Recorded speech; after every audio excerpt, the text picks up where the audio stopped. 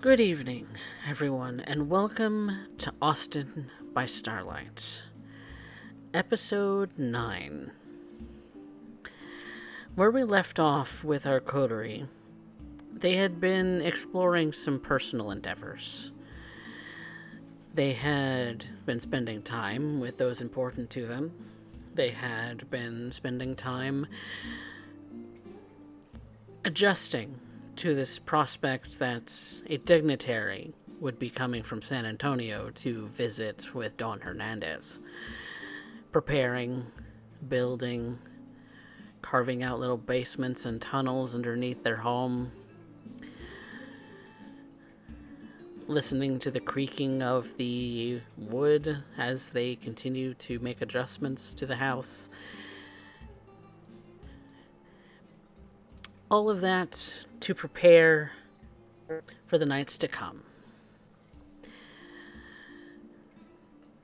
So, Alistair,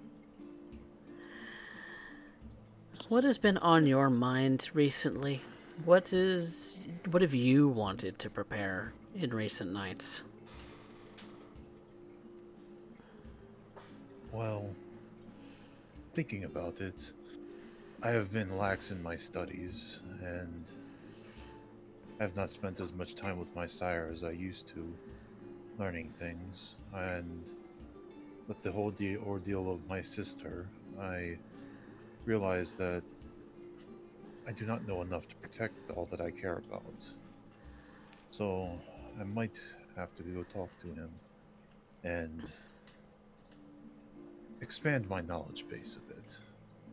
Depends on what the coterie has in store for the night. I need to see if anybody needs help with anything before going off on a personal errand. I wouldn't want to leave them high and dry if they needed. But, How altruistic of you. well, you have to give some to get some. Such as the way of vampires, paying it forward or paying it back, however you want to look at it. The world of boons. That's how this world works. Speaking of boons, our good friend Mr. Gregor Douglas is a man set on completing a task given to him by his sire, one which hopefully will be fruitful and offer him boons in kind back in San Antonio. So, as you've been digging tunnels with Deja over the last few nights, and the prospect that your sire could be arriving in this city any day now, based on your call to when it's safe, what are your thoughts in that regard? I'm coming to the conclusion that matters should be resolved soon. I'm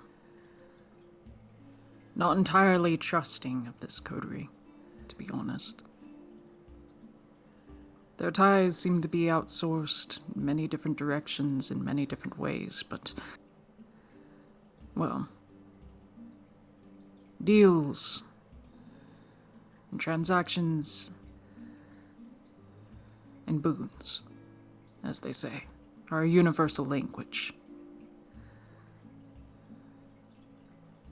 My hope is that I can support them in their own matters enough that same justice will be brought back for me.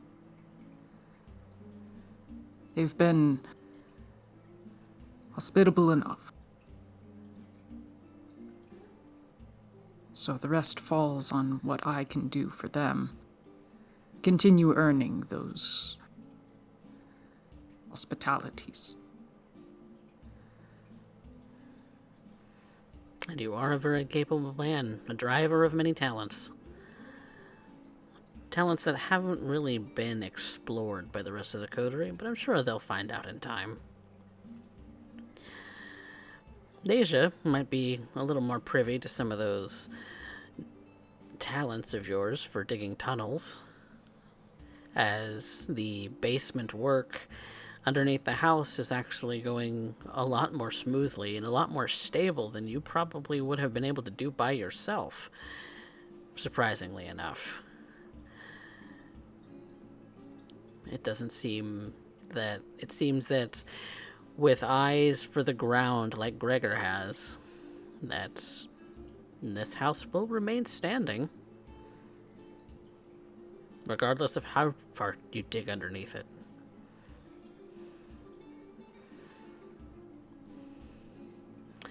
But your farm has been volunteered as the meeting spot for this particular gathering of important people.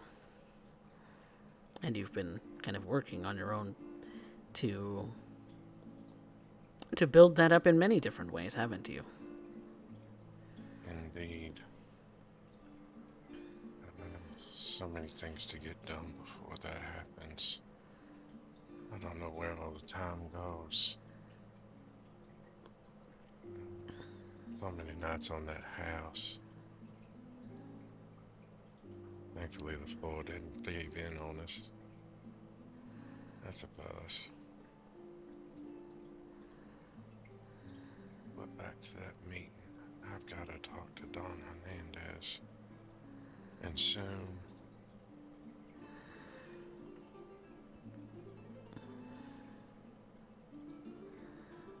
Much to get done.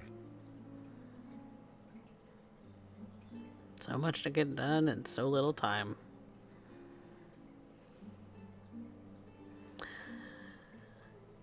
But events of a different kind have been happening for young Yvette LaCroix.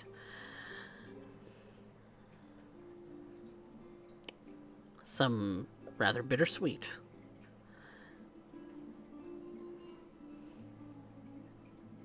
I suppose this is one of the ways you can end up defining it. It is indeed bittersweet. Maintenant, pardon. At this moment, I am just trying to recollect and gather forth what it is I must do.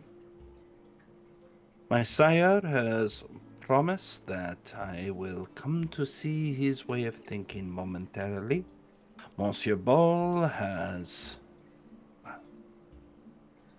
said that there is a way for one such as I to exist within Austin. I am unsure on who to believe at this exact moment. Oh, were life a fairy tale?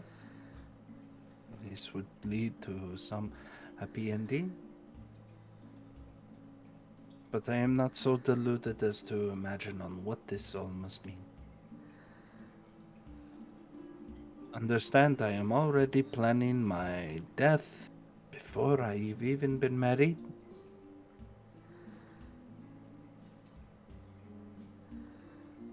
This is all sorts of messed up. But that can wait. Soon, the guest, Monsieur Douglas, will be here will arrive. Mademoiselle Deja has already selected the locale. And Monsieur Knight is struggling with the outcome that has wounded his dear sister. I am pulled in so many directions. At this point, best to lighten the load. Many hands make for light work, and at this exact moment, I do not need them all distracted. I should also spend some time with Mademoiselle Deja and Monsieur Douglas, as they have spent much time beneath the floorboards of this house in order to end up digging something. I'm unsure as to the true requirement of it, but it is not my maison, so I have no reason to end up worrying too much about it. I also need to end up finding some degree of direction. I do not like uncertainty, and I find myself in uncertain times.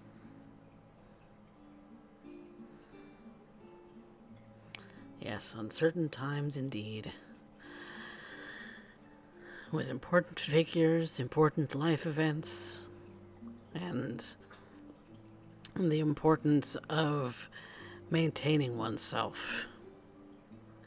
All of it's far too real some nights. And as this is a new night between all of you, I would like you to make rouse checks.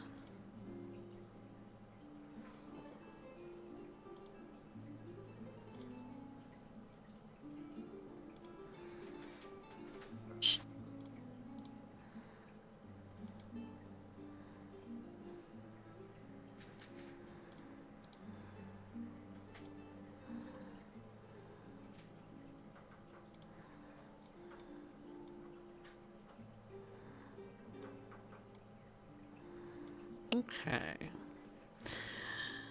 Alistair and Gregor, the hunger eats at your stomach. Almost literally, in some cases. It gnaws. Same goes for you, you bet. You could eat. Dale is certainly a delicious morsel.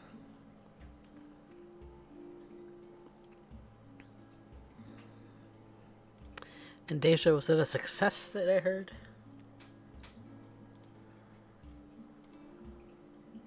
Yes. Alright. We're gonna open up with Deja at the farm, however. You're finishing up some of your daily duties that you get around to every evening. Tending to the pigs, making sure they're corralled, making sure that they are healthy, fit, and as succulent as you could possibly imagine pigs being at this point, because being your primary blood source at the moment, it's bland. It doesn't have any flavor to it, but at the very least, it's satisfying.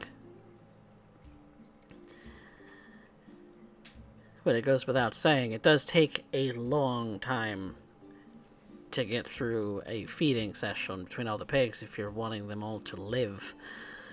As a sip here and a sip there does take quite a number of them.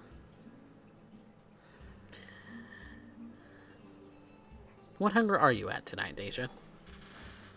1. Thankfully, that urge to go to town on one of the pigs is not present. Not overtly present tonight, anyway. And as you're kind of walking through and making sure everything is locked up for the night, a familiar face graces you. One you see relatively often, as you should.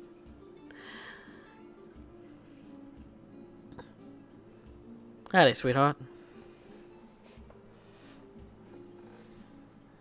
Daddy? Of course it's me. What you doing out so late?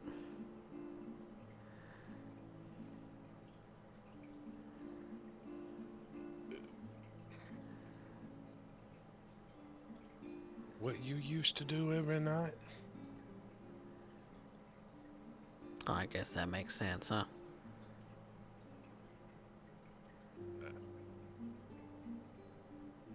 How are you here?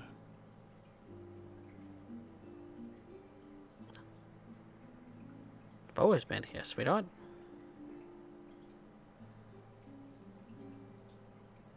I'm here every night, remember?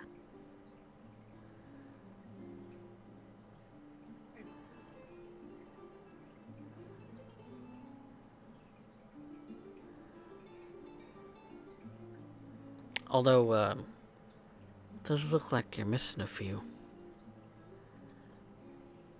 Yeah, Some of these pans are rather empty. I'm working on that.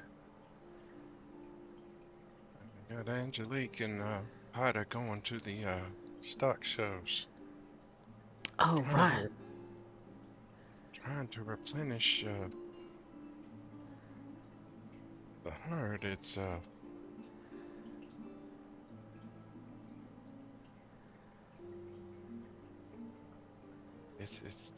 tough. It's easier said than done, ain't it? You made it look so easy. It is once you get the hang of it. Well, maybe if I hadn't spent 10 years overseas, I'd know more. I ain't gonna blame you for that, darling. You had to do what you had to do. You had to make a path for yourself. Ain't nobody gonna blame you for that. In fact, I'm proud of you for that. And I'm happy you came back to the farm ultimately. My baby came home. That's all I wanted. Somebody's gonna run the place without you here. I mean, you're here, but you ain't here. Yeah. Can't exactly do as much as I used to, that's for sure. I'm getting old, these bones.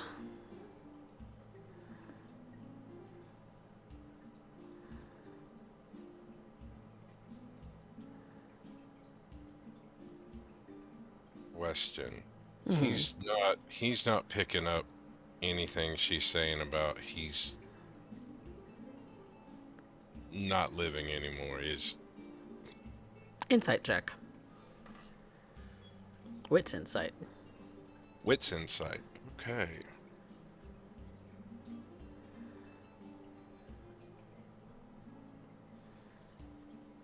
Son of a bitch.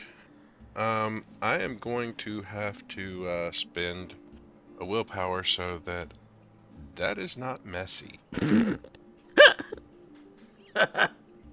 Because that's a 10 on the blood die. Ooh. How And naughty. I got to re-roll this other 10. Mm-hmm. Okay, that's still 4 successes. No, it definitely sounds like he's not. It sounds like he's not acknowledging what it is that you're implying. Alright.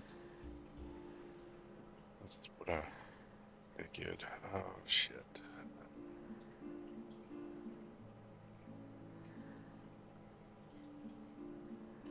You had supper yet, darling?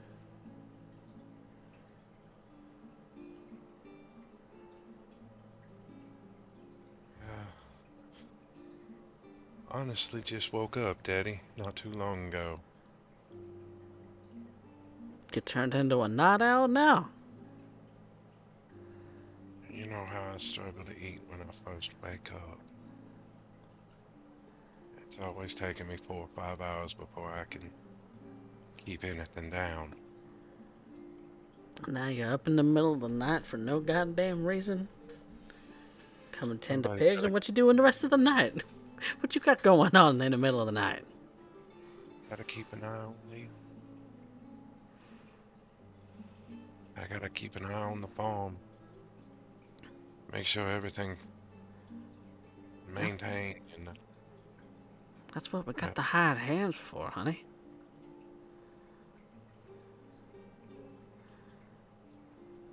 it ain't like I can walk around in the day anymore, Daddy. Bullshit. You wanna dig at the dustbuster and scoop up my ashes if that happens? I'm sure Angelique will think it's a fine mess. What in the world are you talking about?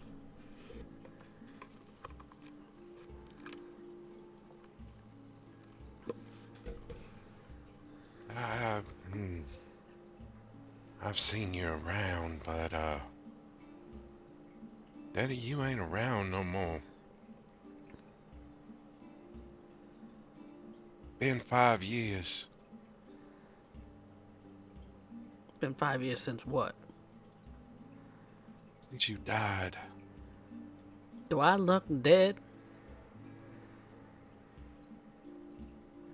I don't know what would happen if I were to touch you, but, I don't think you'd be, solid.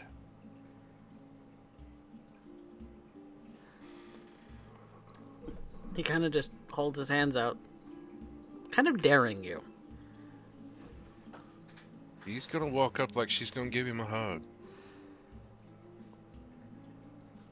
Feels solid enough.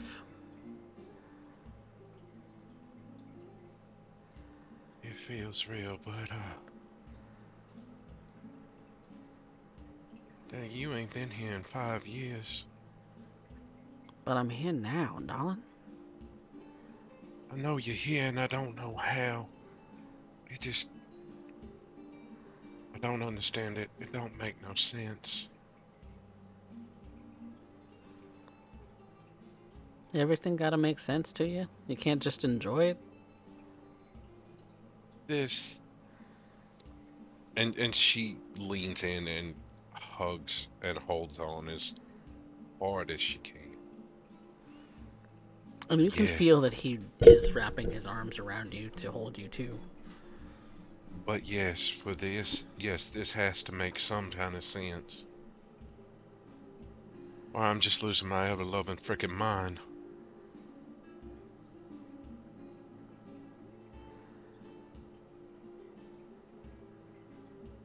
They have doctors for that, you know. They can't help with what I got. Ain't Don't no go matter. tell me that. No, don't go telling me that now. That my darling daughter, as soon as I get her back, and soon as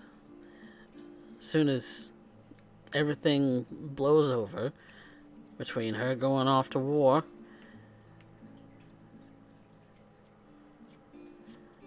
and losing your mother, that I'm losing you now too. Not that way, but, Daddy, what year is it for you?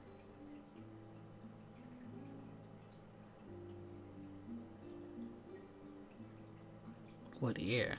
What kind of question is that? What year is it? You're here. Do you know?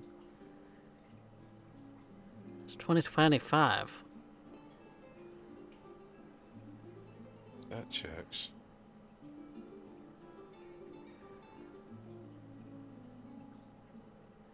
In the back of her mind, I've got to talk to Madame Anastasia. This just ain't right.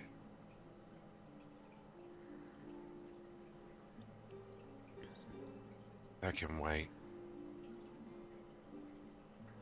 She's got so many questions, and she's just still hugging as hard as she can, holding on to Elias. Do you believe me now? When he looks down, he'll see bright red tears strolling down her cheeks. Oh, I don't mean to make you cry.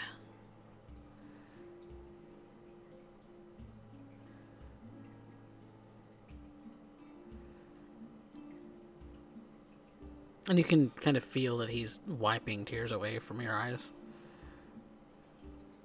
Does he recognize they're all blood-stained?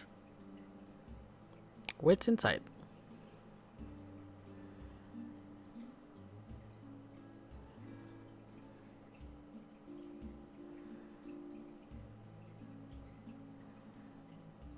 It's 4 again. Doesn't seem to care.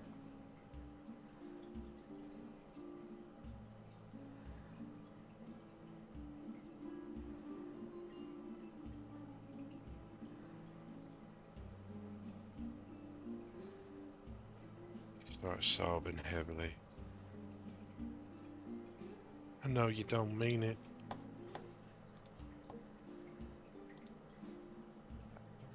you're here. I ain't gonna question it,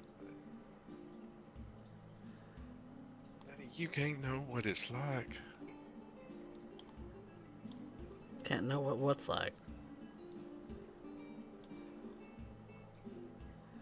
Having to subsist on the life and blood, literally blood, of others to survive.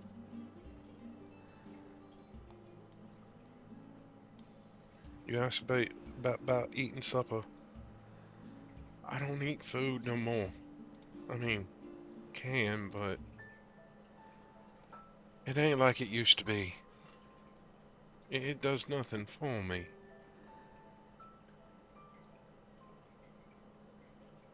I can't survive or get any sustenance from it. Same reason I can't be seen in daylight.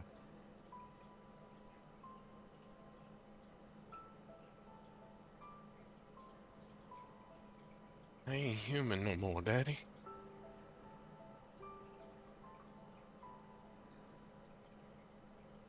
You're still my little Deja. I'll always be your little girl, babe. What's going on inside me ain't the same no more.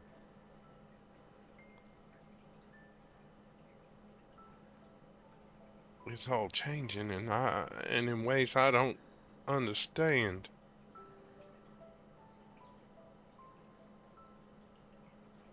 What's that I understand?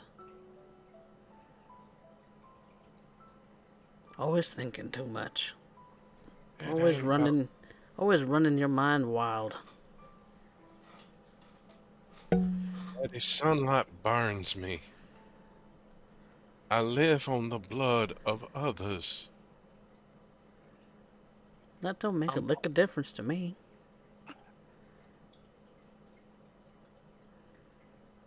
it scares the hell out of me.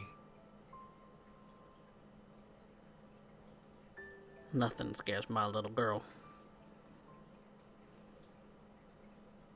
He will see a look of fear when she looks at him as she remembers the night she first was embraced. And the flashbacks tearing through the farm and what she done to her daddy.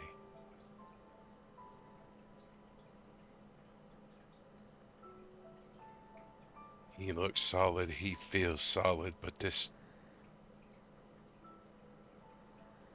in her head it's just an illusion or delusion. She don't know which, but he can't be here now. Not this solid, not this real.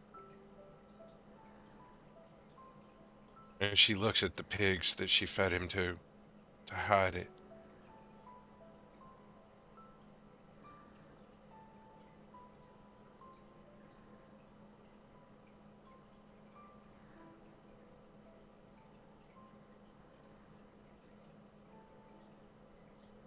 Scares you that bad, don't it?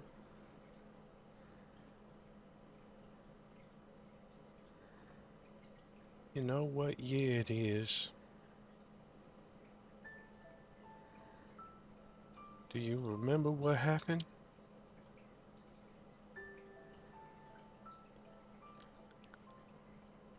I'm still trying to understand what it is that you're telling me. You died 5 years ago, Daddy.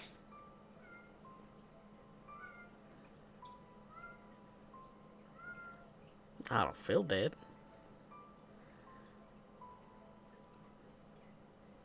Whether you feel it or not, I don't know what's going on here.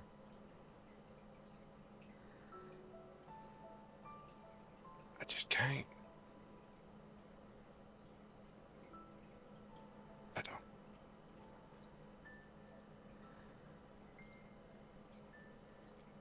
You can't what, darling?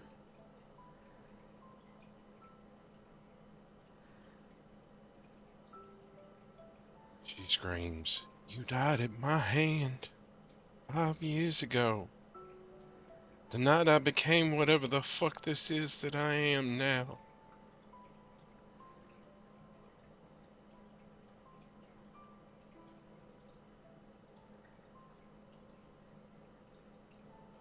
I only see bits and pieces, flashes mostly. It's not like I actually remember doing it. Remember when I was a little girl and I told you I used to see things and I would black out. The memories I had were never through my own eyes. And the memory of that night is the same way. I can see it all clearly, but it ain't through my eyes, Daddy.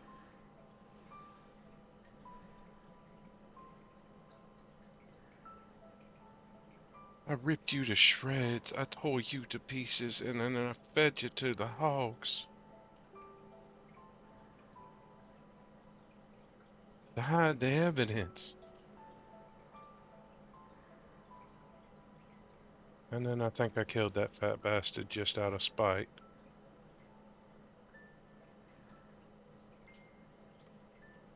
You did what you had to. I don't blame you none.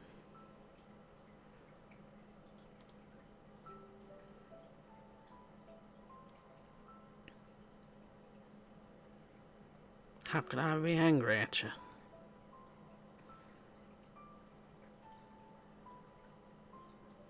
You're trying to make me angry at you. I ain't trying to make you angry, Daddy. I'm just trying to figure out how you're here. How I can hear you, see you, touch you, feel you.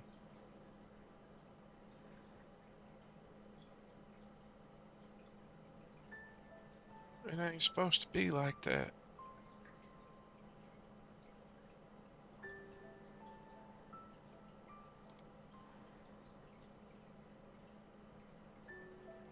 A kind of look of sadness goes across his face before he kind of dissipates into thin air.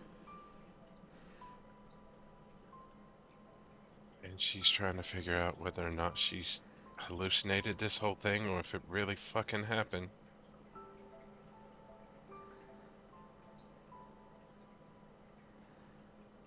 And while she's doing that, she's trying to get a message to Pax that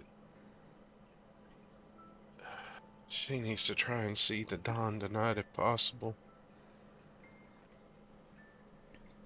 Pax messages back that she's able to get you get you in contact, but she's otherwise busy tonight.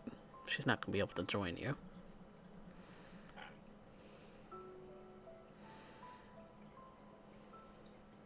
She's gonna take a minute, walk around the corner, wash her face.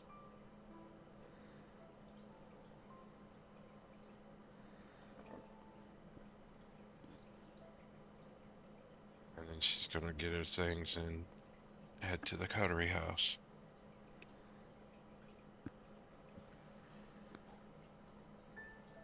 Which, of course, is where everyone else is waiting, unless they have other things to do this fine evening. Alistair needs to go eat. Alistair needs to go eat. So I suppose he needs to get that settled before anything else. So how are you going about doing that, Mr. Alistair Knight?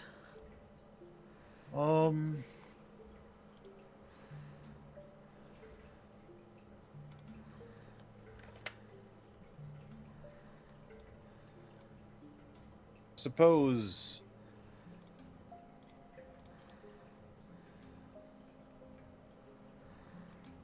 I'm looking to expand.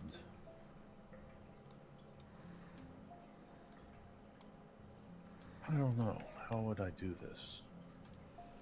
I could try to go through maybe some of the faculty in the college, or maybe try to just go to bars. I want to expand my herd and Broaden your following? broaden my following. Okay. So, in that particular way, you're kind of going about your normal feeding route, it's just at different places. So, what is your normal feeding role? I want to say it's manipulation subterfuge or something with fame. I think in this case, I'm going to consider it since you're trying to build a following. I'm going to say it's more of a charisma subterfuge in this case. Charisma subterfuge? Yes. Okay. Because you're trying to earn the loyalty of some people, so we'll see how well you do. If you do particularly well, then we might actually get something here. But with a chase 4, you need a 4 plus? 4 plus. Oh.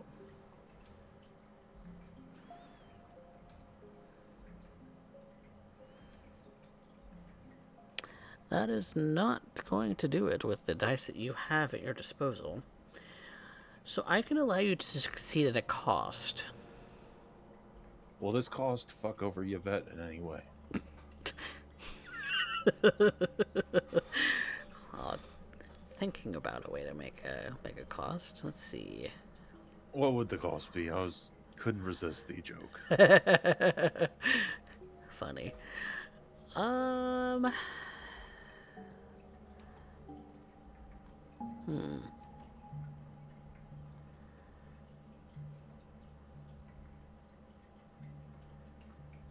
I'm just gonna call for an aggravated willpower.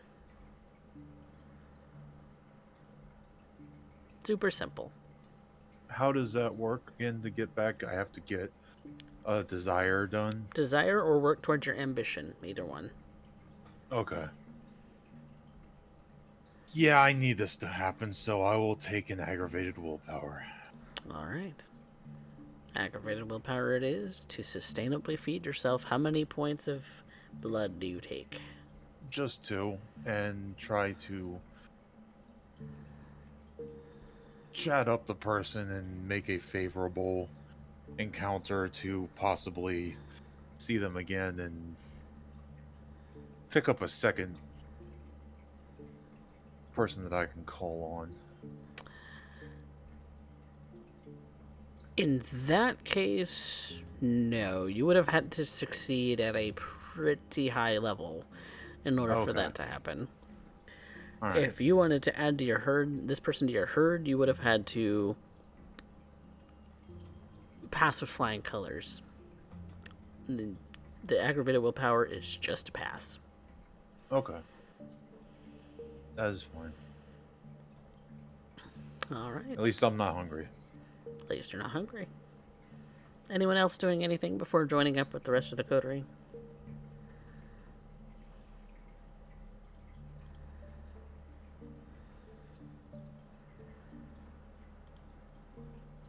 I take the silence as a no. Not actually watching the webcams at the moment. Sorry about that. Which brings everyone to the coterie house. Deja being the last to arrive, really, as Alistair spends most of his nights here, but he went out for a feeding break. And Yvette and Gregor, that gives you ample time to speak to one another, should you desire to, before your coterie mates get home. Yvette would have started to end up doing her maintenance upon her Glock and FAMAS, as well as oiling the French infantry blade that is located within the case that she ends up carrying. Though, if Gregor was to end up making his presence known, she would not go out of his way to, or she would not go out of her way to avoid him. More so, a sort of strange curiosity may be crossing her face as he approaches.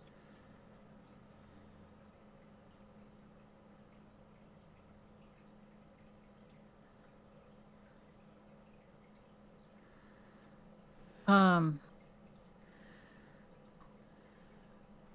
as everyone kind of returns to the coterie house, Gregor greets them one by one, first and foremost with Yvette. He does a polite nod. His hat is off. Gloves are on. Good evening, Madame LaCroix. I believe you are the only one who has ever referred to me as such. I am grateful. You can end up seeing that at this point, she seems to be being sure that the weapons are operational at this point, being sure everything is cared for with a certain finesse, even using a toothbrush at times, strange as that may seem. Monsieur Douglas, I'm curious if you would indulge me for a moment. Certainly. Please have a seat. And he seats himself. He observes. He's been keeping like a very close eye on Yvette's acuity with the weapons. She assembles the Glock and racks the slide, though there are no rounds in the chamber at this point, or the magazine in that regard. She's just checking to see if there's any dirt or anything, any kind of roughness to the action. And then places it down and looks towards Monsieur Douglas. Soft smile crosses her lips. Monsieur Douglas, I must apologize, as I have not been able to end up making your acquaintance formally, nor have discussed anything, though I understand you will be staying with us for some time, eh? That is correct, though I do not wish to overstay my welcome. In some ways, I fear I might have. Pourquoi? The events that transpired previously with the other one. With Monsieur Stoneford. Correct.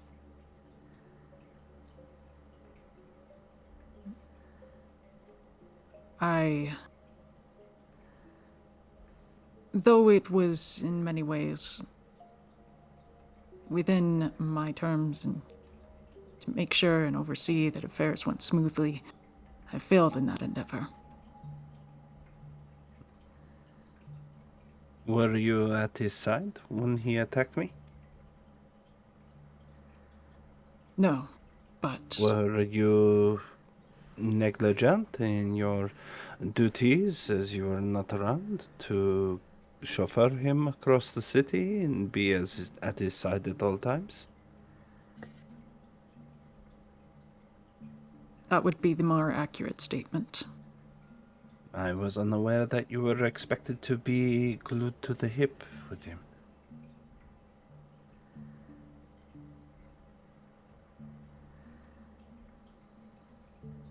I suppose the best way to describe it is in equal parts was I'd oversee things work smoothly, quietly, within the best interests of all parties. I didn't think things would go egregiously in such short time, but it's not a mistake that will happen again, I can assure you. I have made you no claim, nor have I issued blame upon you, Monsieur Douglas.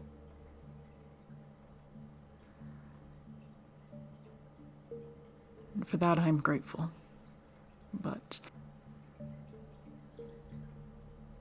moving forward,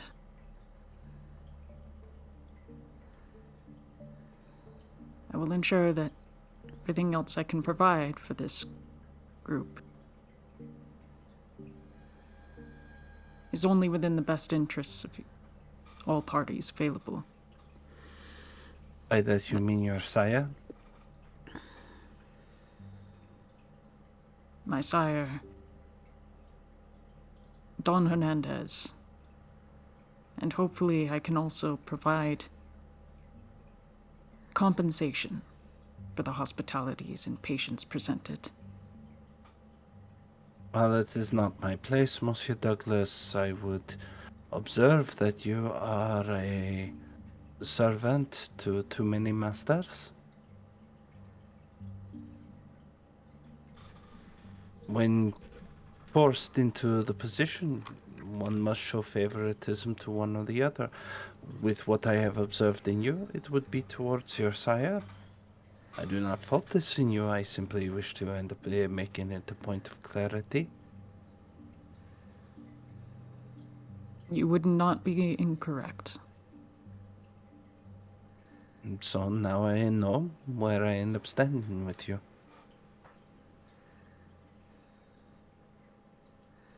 Were it for your associate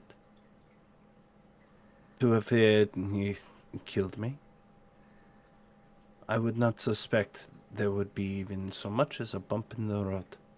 When it comes to your particular leanings, your sire would still be meeting with Monsieur Hernandez. Pardon, and you would be well compensated for your endeavors. Pax would gain a chip on her shoulder, but since Don Hernandez would get what he wanted, it would not run afoul. So at this exact moment, the pleasantries are entirely formal. I know something of what it is to dedicate one's life to a domiteur. She, at that point, starts putting bullets in a magazine for the Glock.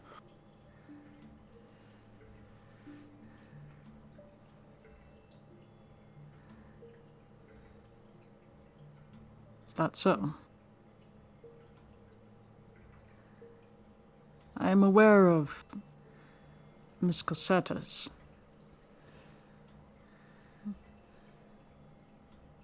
Miss Cosetta's preferent leanings as well. Baby, She's made it quite clear. she does favor Don Hernandez, and so you find yourself working alongside one who you must appease but be cautious of. It is a dangerous game that you are put in. She finishes loading the magazine and slides it into the Glock, slides the hammer back one to make sure one's in the chamber before engaging the safety and putting it in a shoulder holster.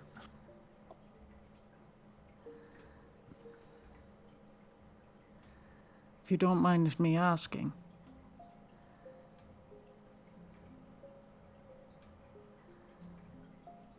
who is it that you favor? No one? To me, she now takes hold of that shortened barrel rifle, the FAMAS, the odd magazine in the stock rather than in front of the trigger, and starts to end up loading it as well.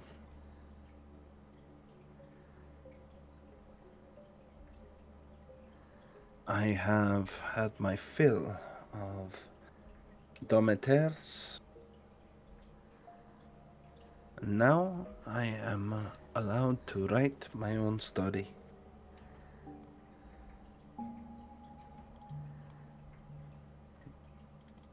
So if your favors is your own, would it be too unusual to ask?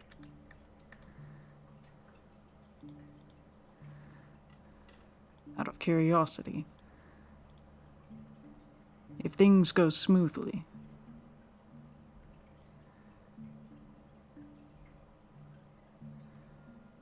it could be assumed that this coterie will gain a mark of status Perhaps, perhaps not. I have seen what promises of status and wealth and prestige and power have offered. And rarely does heaven smell like more like bullshit.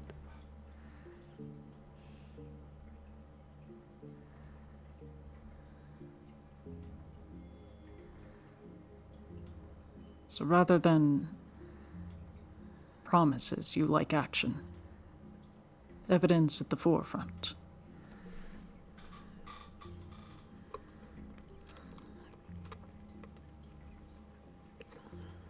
This is what you do. You gauge the kindred that are available or in your vicinity, understand what are their motives and what it is that they are looking for, trying to understand who you are working with. Right. I would hope so.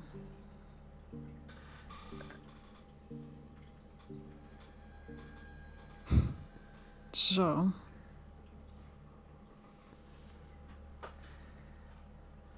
I suppose I have a proposition then.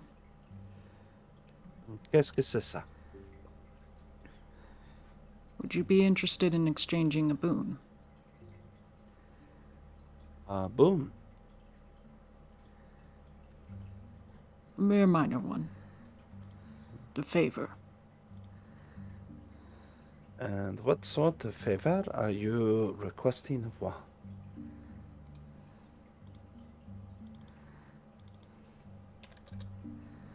I need assistance locating and making contact with the Nosferatu in the city.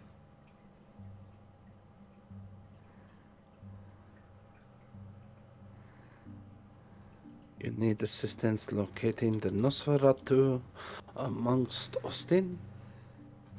That is a difficult moment, but I believe it may be possible.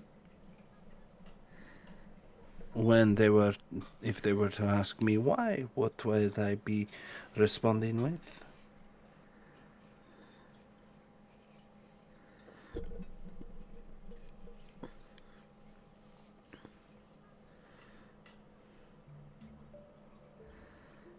What I can offer are in turn the services that I could manage to garner from them. We get in contact with the Nosferatu. I can help your coterie gain eyes in the city.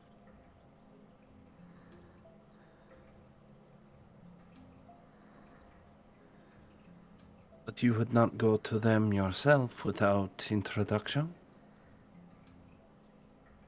That would be accurate.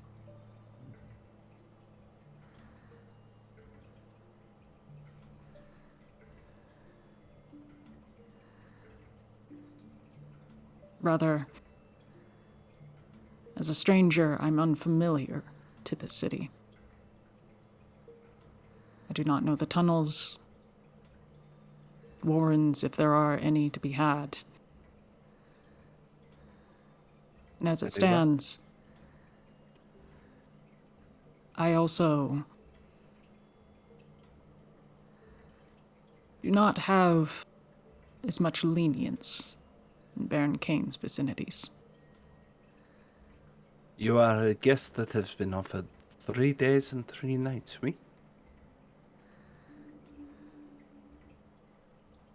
Fair statement. Neither confirm nor deny.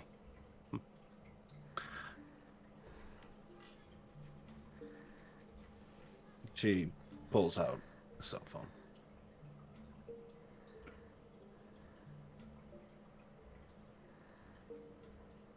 Looks across.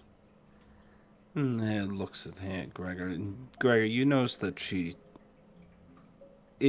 does look you in the eye, but Maybe she's making it a point to not flinch. Might be a difficult thing given your particular visage. But she's more studying you, more akin to maybe a science project or something along those lines before opening up the phone, dialing in a number. At this point, she would be contacting Mr. Ball. All right. And Mr. Ball answers in his usual way, the kind of tossing around of lingo and phone lines and other such things. You finally get Not, through. it's not like you can just contact him through the office. Certainly not. And so, upon doing so, you finally reach him, and he answers in his usual way. Monsieur Ball, merci beaucoup. This is upon short notice, but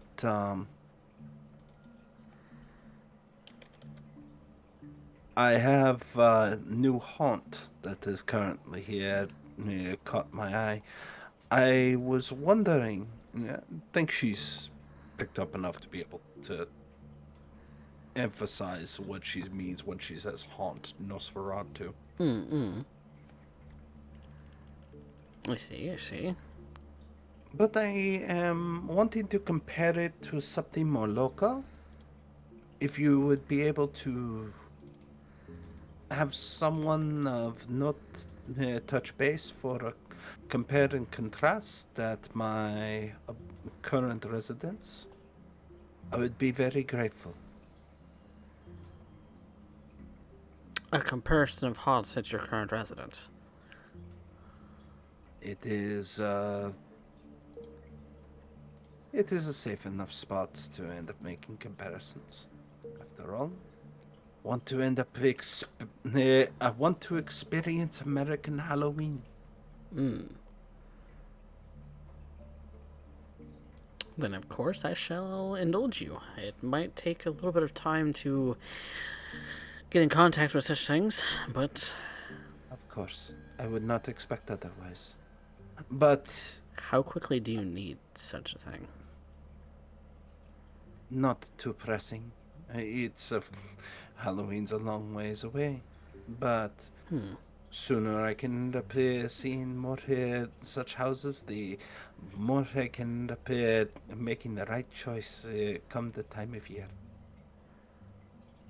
Understood. Merci.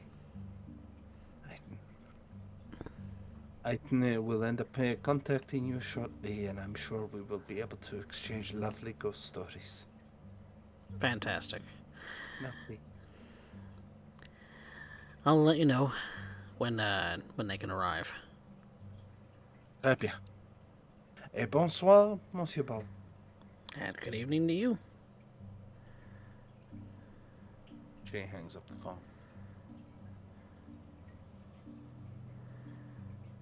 They will be arriving at their earliest convenience. Simply like that.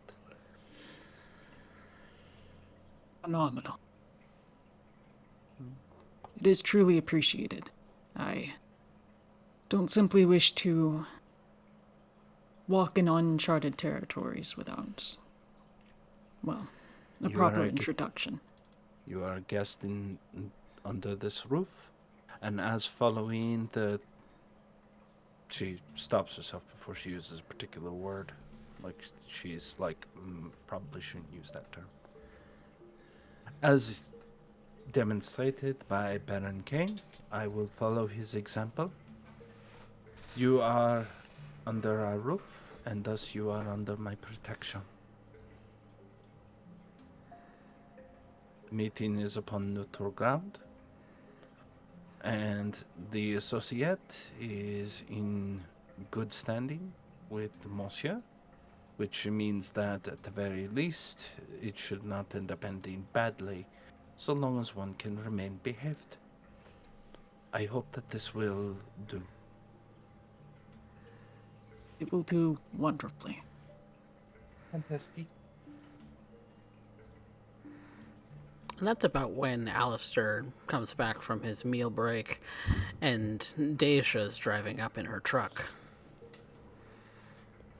And it's at that point she loads in the FAMAS and places it in the case alongside with the sword and closes it up.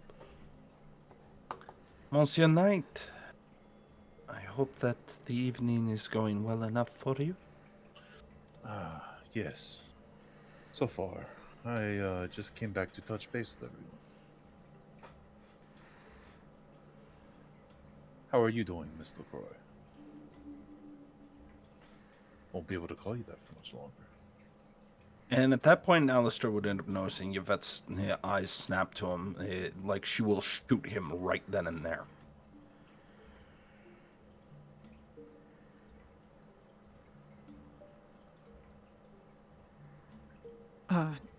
Gregor looks back and forth between the two. I seem to be at a loss of the circumstances. As would I. I did not know this was a secret.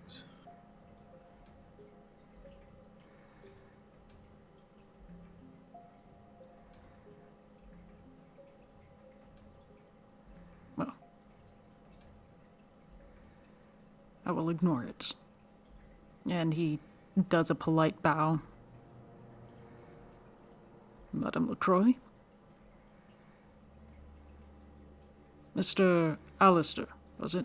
Do you prefer different terms? I don't think No. I've had a proper conversation with you. Forgive me. I am Alistair Killian Knight. You may call me Alistair, though. It is perfectly fine. Alistair.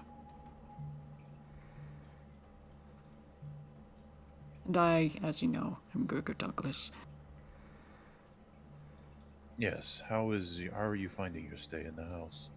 Is there anything that we can get you, or are you lacking? No. Everything is going very cordially. I am very grateful to all of you for how generous you've all been. Monsieur Douglas is wishing to end up getting in touch with counterparts of his clan in amongst the city.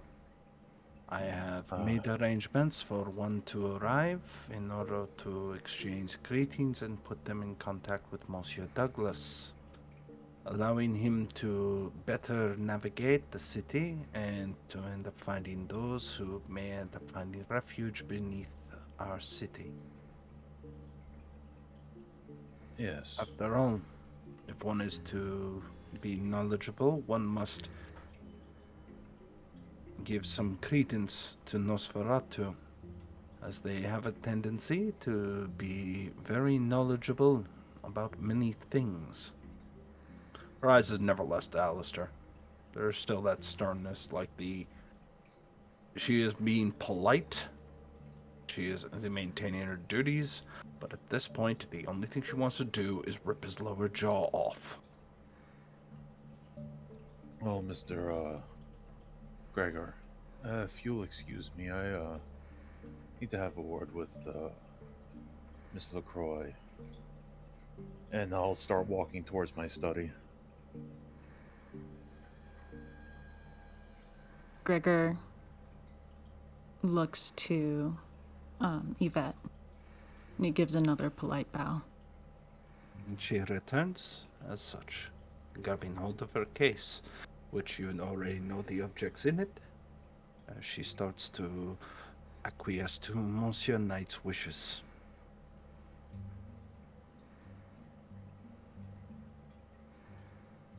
Deja, what are you doing in all of this?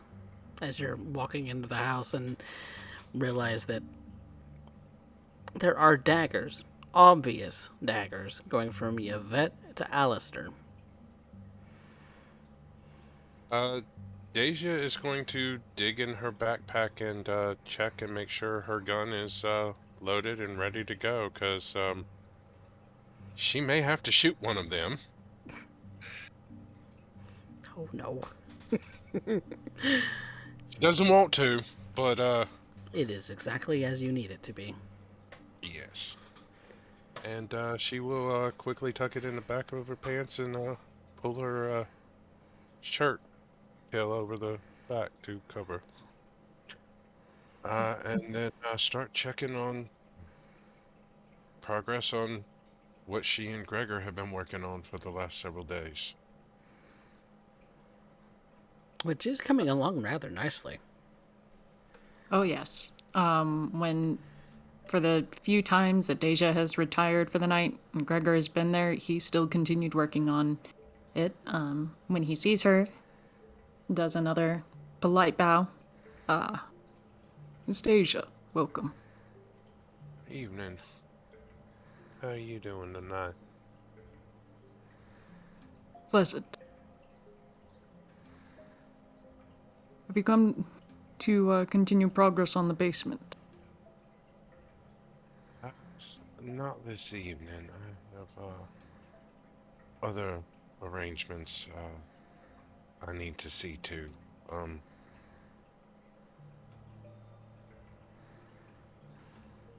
what was that between Miss LaCroix and Mr. Knight? Did he stick his foot in his mouth again?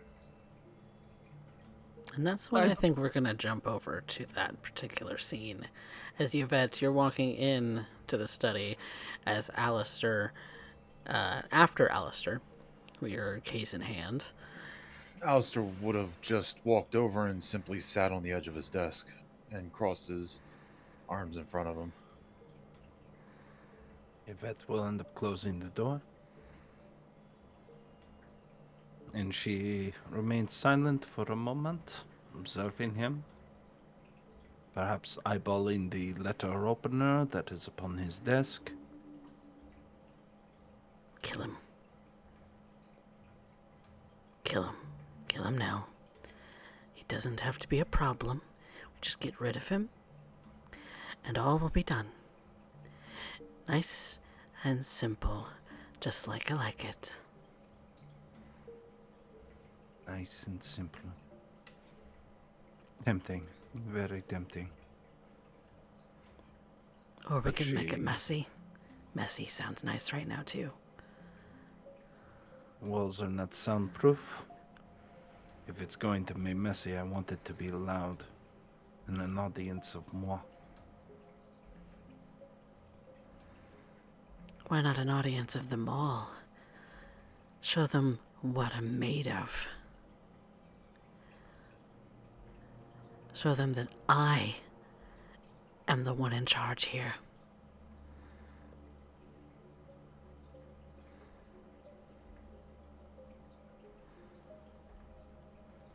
She awaits for Monsieur to end up speaking. He will pinch the bridge of his nose. Now, I know I have misstepped before, but you openly wear a wedding ring, and wasn't it not a thing to be happy for those... I wouldn't say we are friends, but colleagues at the very least. Is it not right to be happy for them and simply acknowledge facts? You've not stated that you wanted this secret, so why did I earn your ire tonight? And he'll look up. Are you a fool, Monsieur Knight? It depends on who you ask. I'm sure at this moment you probably think so, but I do not understand. No, I think you want to end up killing them. I think at this point, the only way I can make absolutely clear is to end up gutting your sister. Leave your father's head on a goddamn pike, and your mother's head forced so far up his ass that at this point they'll be inseparable. And if anything happens to my family, I will be sure to end up exercising that. Beast be damned. Because it will be on your head. I am not the one. That is exactly what you have done. You are marrying this man. bringing him into the public. I I am did distancing so. myself from I him. did so quietly, in a way that is acceptable to the masquerade. But those affairs are mine. I kept trust with this coterie, and Monsieur Douglas was not here openly informed. And for all he knew, the band I end up wearing is a point of masquerade. He did not end up knowing anything about the need for me to end up doing so. Me wearing a ring can be easily here described as me simply here being sure to evade any suitors as further complication. You have now confirmed his suspicion. He is now aware that this is his situation when I have made it expressly clear, even to the Baron, that I wasn't maintaining a handle upon it. I am not the I do minded. not go around advertising your sister's address. Would you like me to end up bringing that up with the Nosferatu as well? Alistair will take a deep breath and try to calm himself. Ask me, Monsieur Knight. I have not threatened anyone. You have. You threatened my sister. No, I That have told you alone. the consequence of what will happen if anyone You can were call to it what touch you me. like. Ooh, he's really pushing your You buttons, Yvette. He's telling you what to do. did not tell me that it was a secret. I am not taking his shit. I'm going to rouse the blood. Oh, you're getting hungry, though. Don't care. That beast I really am wants a going to bite. forcefully, quickly draw the gun out of my holster and force it down his throat to shut him the fuck up. And I will pull the trigger if he forces it. All right. Yvette has absolutely no qualms about blowing his brains out right now. Is there a way that I can Avoid this? or avoid this? Okay. Then if it's going to be a contest, Yvette, I would like a dexterity athletics, because this is more of a show of force, for Alistair to dodge said show of force is also a dexterity athletics.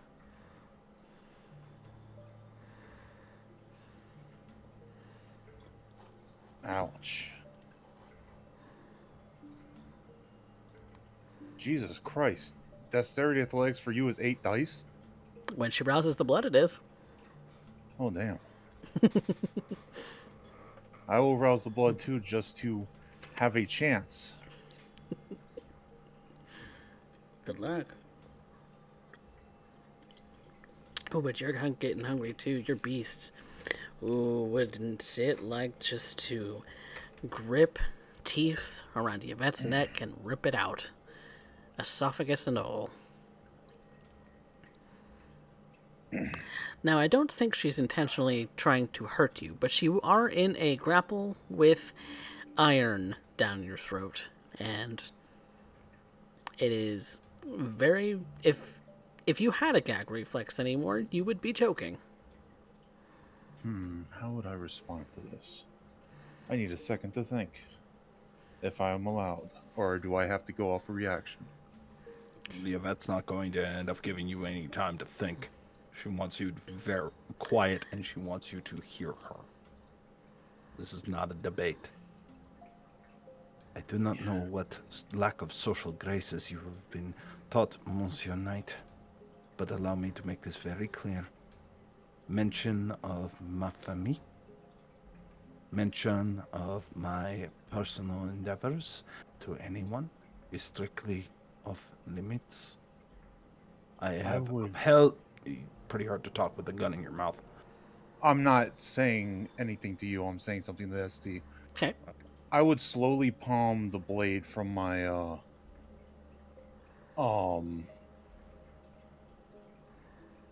pocket, and if I can, would use Scorpion's touch. Scorpion's I don't care if I get touch. shot in the process, but Alistair's not just going to roll over. Oh no. Oh no, we're turning this into a conflict already. Okay. Well, All two strong-headed people are basically slamming their dicks on the table. I I fully see that. So, Scorpion's Touch. That is a blood sorcery power, not a ritual. It is a blood sorcery power. Okay. So you would be able to use it just like any other power, just by rousing the blood. Be pretty hard to hide that action, but Like I But said, I would take the shot because but I'm not. to be able to slowly grab your knife. I'm not. I decided against the slow. I'm simply pulling it out and getting ready to fight back. Okay. All right, then, Yvette, since there's no contest for that, you absolutely see that he's going for a weapon. and he's in a grapple, right? He is in a grapple, Which means I have advantage on this particular point. which means you have a gun shoved down his throat. Yes. Okay. I am going to force the gun further and pin his back to the desk, forcing him to lay on his back on the desk, which means he can't keep his hands behind it. Ultimately, grabbing hold of the hand with the knife. All right. Then for you, that it will be a strength athletics since you are doing it more as a shove. And Alistair, what are you doing to combat this? How does Scorpion's Touch work? I basically just got to prick myself with blood and just go for an attack, right? Yep. But that requires you first giving yourself the opportunity to prick yourself. Yes, you have. Which Yvette's not going to let you do. You have successfully roused, so you do have scorpionated blood in your vitae right now. You just need to get it out at this point. Okay, so how would I be able to do that? What the roll do I make? So to be able to successfully cut yourself on something or what have you, that on your pocket knife, your pocket knife would be folded in your pocket. It would I not. would have one of the easy assist opens. The Letter opener on the table, as described earlier, would be accessible. There's that the too. letter opener. Yep. And so, if with the letter opener, that since that is readily available on the desk, I'm going to say that is going to be also a dexterity athletics. Is he at penalty because he's in grapple? Typically there are no penalties for grapple. Well, but or is it me getting a +2? It's either -2 or +2. I'm forgetting. You have advantage. That's why. Okay. You have advantage on any further attacks on him, but he's not at any penalty to. Be an additional 2 dice then. So total's 5. Well, there's no way I can beat that. Well, it doesn't mean you're not trying. That's true. Yep, still make the roll. You didn't know that before I rolled. No, that's true. And it's not like she's actively hurting you. She is just pinning you. She's made that clear. She grabs hold of the wrist with the letter opener, forcing him down. I do not need you to talk, Monsieur Knight. I need you to listen. Make him obey. My life is off limits. I request aid very little. I have been there every moment you have required, and every moment that has been requested. I will continue to end up doing my duties to the letter. Extinguish Vitae. I'm going to fight any way that I can. Oh, snap. Okay. Casting in a grapple?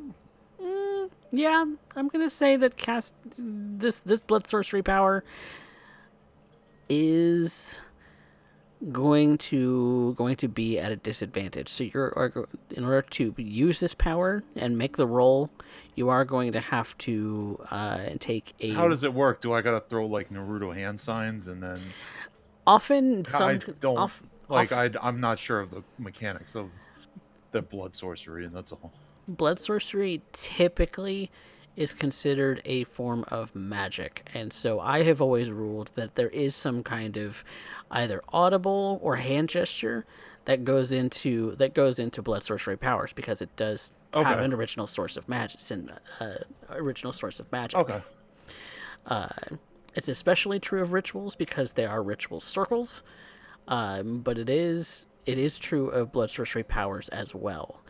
Now, scorpionating your blood doesn't require a whole lot of anything, but commanding your blood to rip blood away from her is a different story. Yeah. All right. So what do I roll? Which is normally a stamina blood sorcery, if I remember correctly.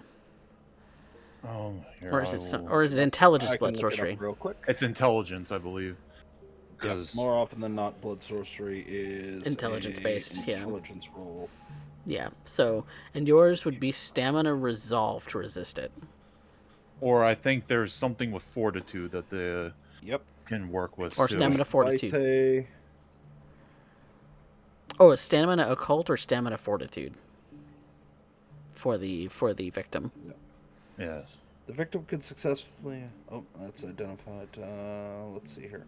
It is intelligence blood sorcery versus stamina composure. Stamina composure. Ooh, even better.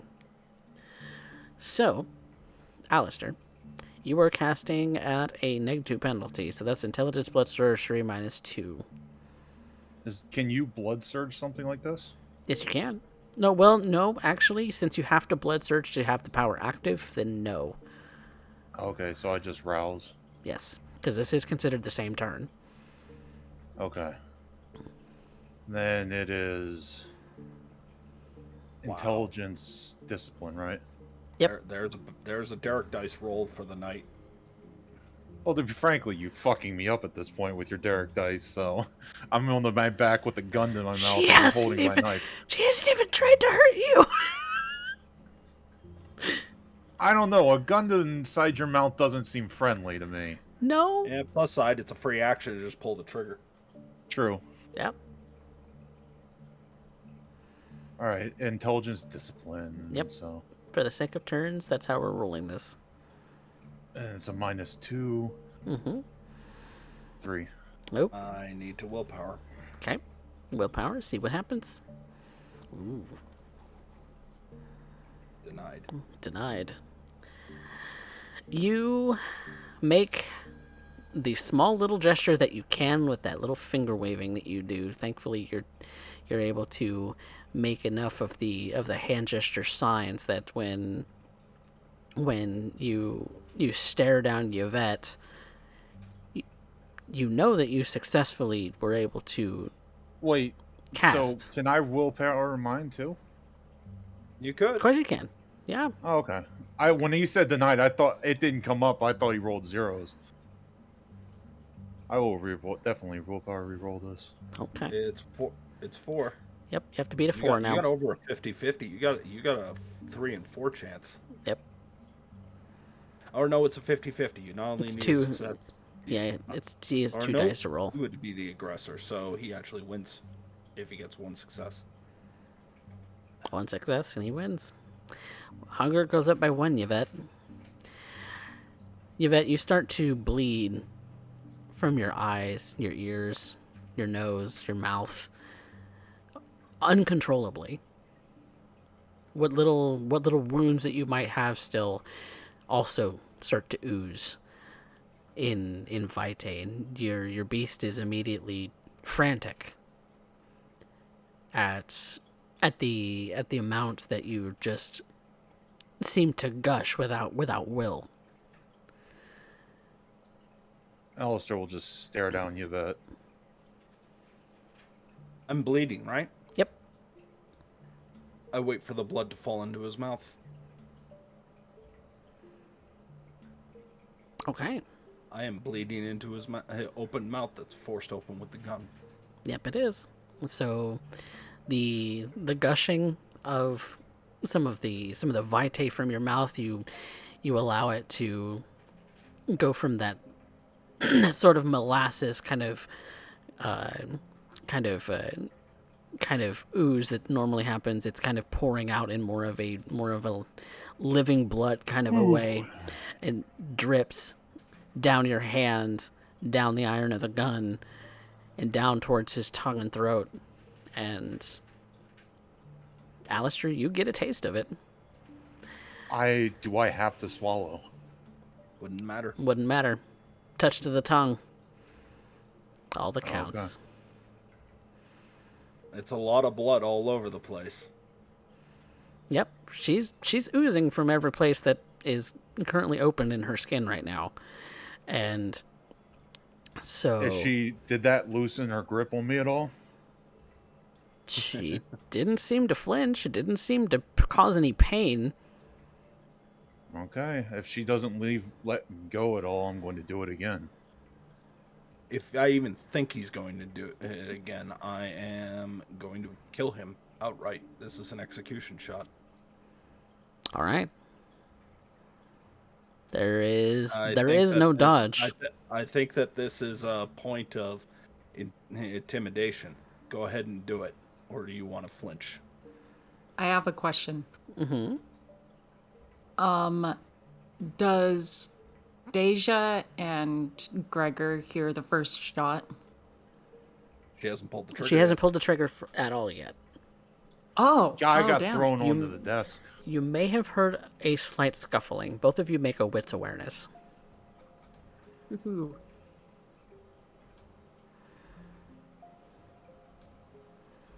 And Yvette may have raised her voice a little bit, so.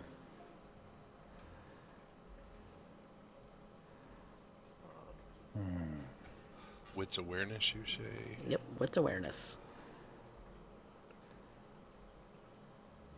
I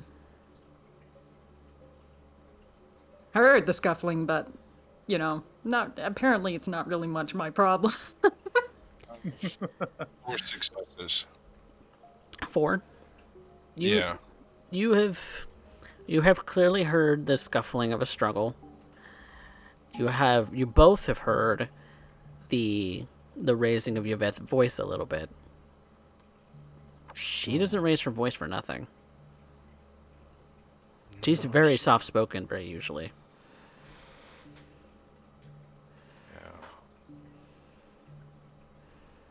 Dacia is going to make her way as quickly as she can into Lister's study. Because, yeah, All right. there's going to be a mess, and she knows she's going to be the one that has to clean it up.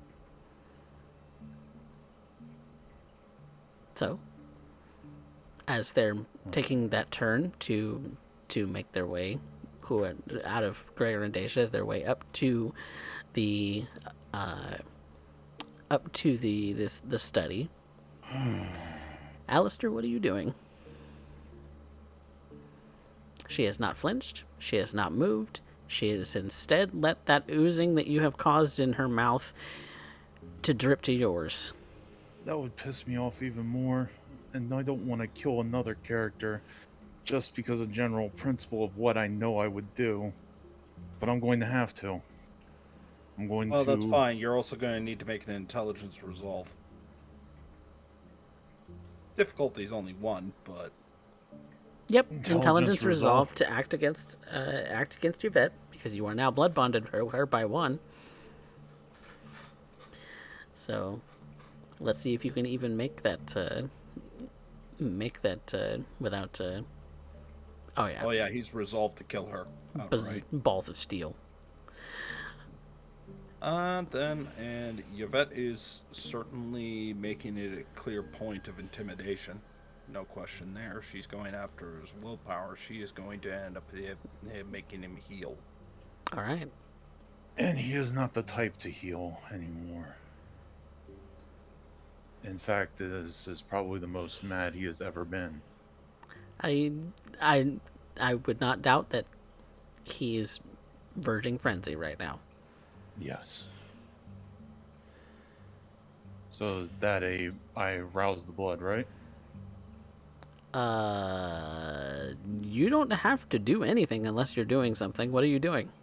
I told you I'm casting it again. Extinguish Vitae. All right.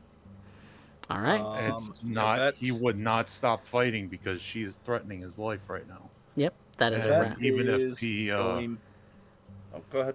no, I was about to say, even if she is going to take him out, he is going to try to do everything in his power to fight back. He's not just going to roll over.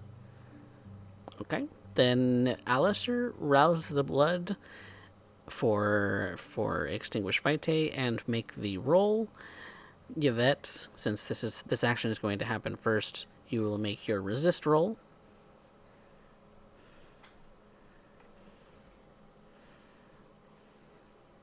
Let's see what he's rolling. I will definitely willpower.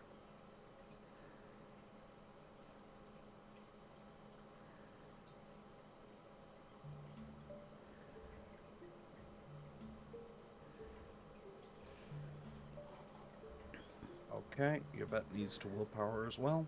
4v4. Yep. She's got cojones. Mm-hmm. Nothing that you're doing No. is affecting her right now. Yvette is staring him down. He can thrash all he wants, but he can do nothing. And I think he is starting to understand his exact position. So this is an intimidation. This is intimidation. All right. Alistair, to resist intimidation, that's going to be...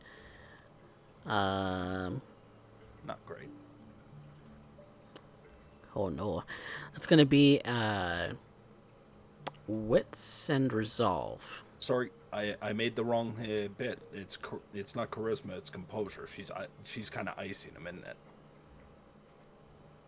Charisma or Composure, I would have allowed your choice. Okay. I'm going to take... Yeah, it's her unflinching bit. That's the intimidation, not the shouting at the top. She's of not the shouting. She's just still, staring daggers, icy. She's unmoving. I will rouse the blood for this. Okay. Is Wits Resolve? Yes.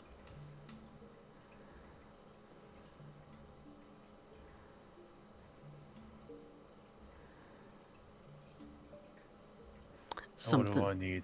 Something about this. I'm going to try to... He would be doing everything he can, so I'm going to willpower this. 5 and 5 just means that you lose 1 willpower. That's all. Yep. And she is going to end up continuing to hold him in place until he gets the point. You're starting to feel it, Alistair. You're starting to feel like she's wearing on you. That you're gonna have to give in at some point. Is this really a fight worth fighting for? Is this really the hill to die on? Yes. I will not be dominated by another person.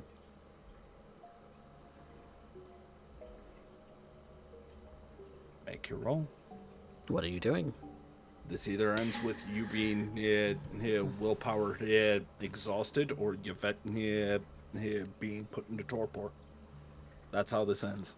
Which is about when Deja and Gregor, you are out the door and about to open it, just as this action is going off, whatever is going off with Mr. Alistair. The only thing I can do is extinguish Vitae. All right.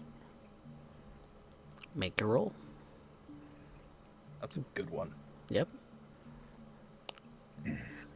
Whatever happened the first time must have been a fluke. It's not working. Second time didn't work. Third time didn't work. The only thing that Yvette will hear from him is a big muffled "go fuck yourself," and he'll stare her down and won't try to cast anymore. But he's not going to back down from her. She is going to end up holding on. She's making it very clear. Nothing he can do. He is helpless when she wants him to be. She can't. She will not be stopped by him. I He will call the never- shots here. I call the shots here. And would that be That's- about the time where I need to make a frenzy check? 'Cause I might If she lose is it. in fact actually saying that out loud, then We. yep. Make a frenzy check. Difficulty 2.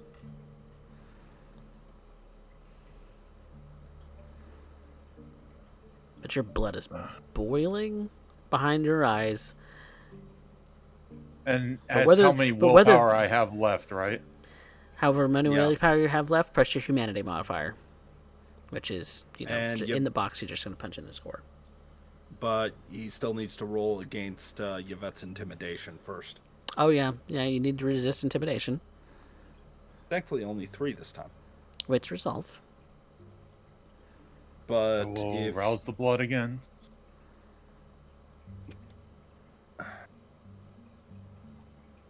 I'm gonna be fucking tanked after this. Yeah, you are. Your beast knows it, too. This is why it doesn't want to frenzy.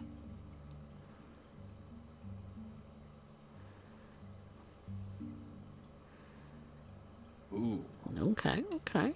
good defense, Mm-hmm. good defense this time around. Oh, Yep. all right. Still where you were. But, Mr. Knight, she says, I'm in control. I call the shots here. And you That must doesn't sit well.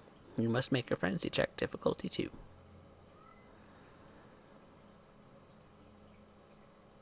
Almost as Well, if I he's think- voluntarily choking on that gun. He's instead trying to raise his arms to try and rip your throat out. Which I imagine is, for the most part, easily dissuaded, given his ineptitude in physical combat, and she's already on top of him. In which case, Gregor and Deja are also now coming into the room, seeing a flailing Alistair beneath a seemingly brick wall of a Yvette. They're just gonna go for Yvette to try and pull her off of Alistair. If Deja does, she will hear the cocking of a hammer. It's fine. It's a So be Glock. it. It doesn't have a hammer. All right. Alistair, first off, make me a strength or dexterity and brawl. Your choice. Yvette, he's thrashing. So, while you may have him pinned with the gun in one hand and your own hand with the other, you're still going to have to dodge that free hand of his. Fair enough. I flail about as much as a bookworm can flail at you. Yep, that's 3 superficial damage as the margin, half to 2. So you're going to take I'm not damaging him. I'm No. not damaging him. Oh, okay, Keeping him pinned. okay. She's treating this the same way that she did Pax. All right, just keeping him pinned. Noted. But no damage is exchanged. Deja, Gregor, what are you two doing? I told you, Dacia's gonna try to get Yvette off of him. He probably deserves it, but can't have any more bloodshed in this house right now. All right. He definitely sees, or Gregor definitely sees Yvette is bleeding from every orifice. Yeah, she is bleeding, so she does look like she's injured. Gregor is just analyzing the situation. Things are going to happen how they happen, so he's just going to anticipate. He's going to go get the car ready. Gregor, Deja, what is your hunger at? Deja, you're at 1, I remember. Gregor's at 2. Okay, so you're unaffected by the fact that Yvette's bleeding. I mean, you might be affected, but you can ignore it. It's ignorable. And Deja is looking to remove Yvette from off of Alistair. Deja, you are going to make a strength and brawl versus Yvette. And Yvette, you're going to make... I believe it's strength of brawl -1 instead of the +2 because she does not have a pin position. Right. Would that be correct? That's correct. You do not have an advantageous position, nor... And you have also acted this turn already. And as she moves up, I know he probably deserves it, but y'all can't be doing this right now. Holy shit. 4, 5. That is 6 critical. Ooh. I don't think Deja's aiming to harm Yvette, is she? No, just grapple her. Grapple her and get her off of him, trying to get her out of the room. Whatever the situation, Deja knows she needs him to understand whatever the fuck he just did is really fucked up, but she's got to separate these two. All right. Deja is able to successfully get Yvette in a position where Yvette is now grappled by Deja, and Deja's walking her out. Unless Yvette does something otherwise. Alistair's gonna eat Yvette. Like, that's the only thing that can happen. He's in the frenzy. Mm-hmm. Well, I'd have to roll again every turn, don't I? Deja is trying to put herself in between the two of them. Well, it's not a hunger frenzy, though, right? So I wouldn't be trying to eat her. I'd just be trying to beat her to death. Which is like any way you fighting a look little at it, kid. I decide what you're doing. True. Very true. I was You just cannot argue I'm trying with to me. I am your beast. No. I know. I'm not trying to tell you what to do, but I'm more asking for clarification. Mm-hmm. I will tell you when to roll again. Okay. I'm still like trying to learn all these rules too, so I can eventually maybe run my own. I know. Like I said, I'm just trying to understand the rules. So, I eventually want to run my own campaign. So, moving on. Gregor has gone downstairs to go and get the car ready.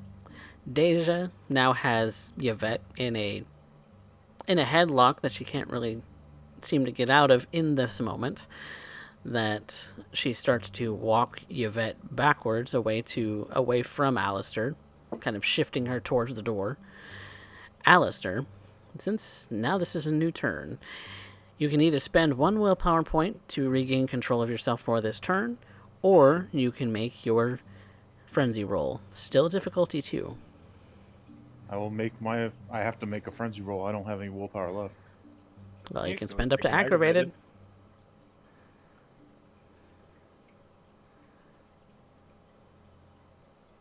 It's only for a or turn, you can ride the wave. Don't tempt me like this. I meant to be your tempter. Come on. No, if she's off of me, I'll make my frenzy test. Okay. It's not going to fucking pass, but we'll see.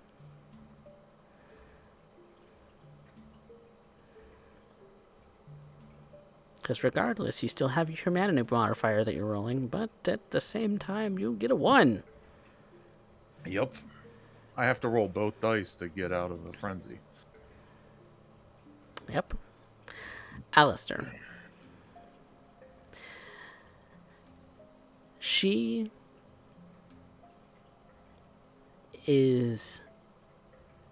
will be the death of you. Your beast knows it. You know it. And even if you were to decide and maybe hesitate, in that moment your beast snaps again, going for a actually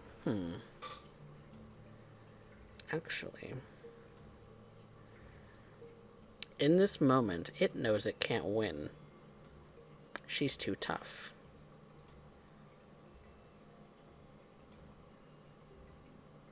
Instead, your beast is going to turn tail and jump out the window. Okay. Shattering it. You fall a story, which isn't going to be any damage, thankfully. But you have to get as far away from this house right now because you do not have an advantageous position and you are hungry. Yes. She will kill us. She will kill me. She is going to kill me. If I see her again, ever again, she will kill me. There is nothing that I can do to stop her. Every attempt I made did not stop her.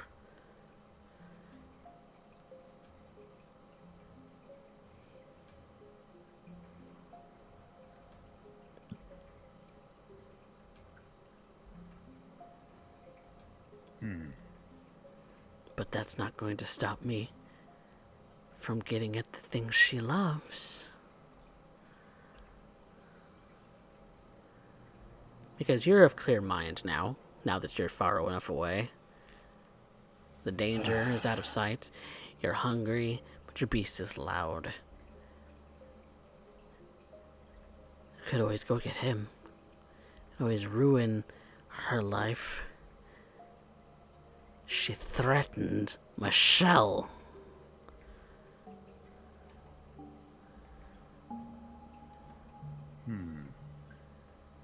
She threatened father. She threatened mother. She can threaten father all she wants, but I Michelle. want to kill him. He's mine to destroy when I see fit. We will think about this. I have a question. Mm-hmm. Is Gregor able to identify that Alistair is in frenzy? Not in frenzy, because that's not necessarily all that visible. But you do see him jump out the window without really seeming to care, and he's running past the car as you're getting it ready. Can Gregor interpose with Alistair? Just grab him and throw him in the vehicle and lock him in there? Okay. I will allow it. I will allow it as these thoughts are going through his head as he's jumping through the window. Okay. So, Gregor, strength Yep. brawl, my friend. Oh, you're in for a treat. Alistair, dexterity athletics. Do you really even want to make me roll this shit? Yes. It My happened. question. Okay, does potence apply here? You have not roused for it, no. Okay, does grappling apply here? It does, yes. Strength this brawl. is kind of a reaction. This is kind of a reaction turn. This is not. That's really about what I turn. expected. And you grab him by the scruff of the neck. You open up the passenger door on the back of the Rolls Royce. You throw him in. What the fuck? You hear his head crack on the door handle on the opposite side. You quickly lock the doors, slam the passenger door closed, and dust off your hands as if it's been a normal day. Oh, that felt good. Okay. Deja seeing Alistair jump out the window is going to release Yvette immediately. Yvette, honey, you can't kill this fucker in the house. And more damage I gotta fucking fix now. I don't know what he done to piss you off, and I know he deserved it, but damn it. Can you at least take it outside? Yvette straightens up. At least she Looks asked at the- nicely. Looks at the pistol. Realizes her top is completely ruined and simply wipes the blood from it to clean it later before holstering it. Looks to Mademoiselle Deja. Gives her a small nod. This was an issue that needed to end up being brought to light. I think the point has been illustrated.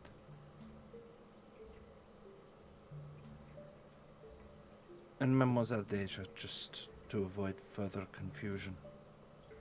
Well, I am happy that you are all in good spirits of recent news. My life is never to be discussed unless I am in the room and unless it is in private. That's a given. Clearly not.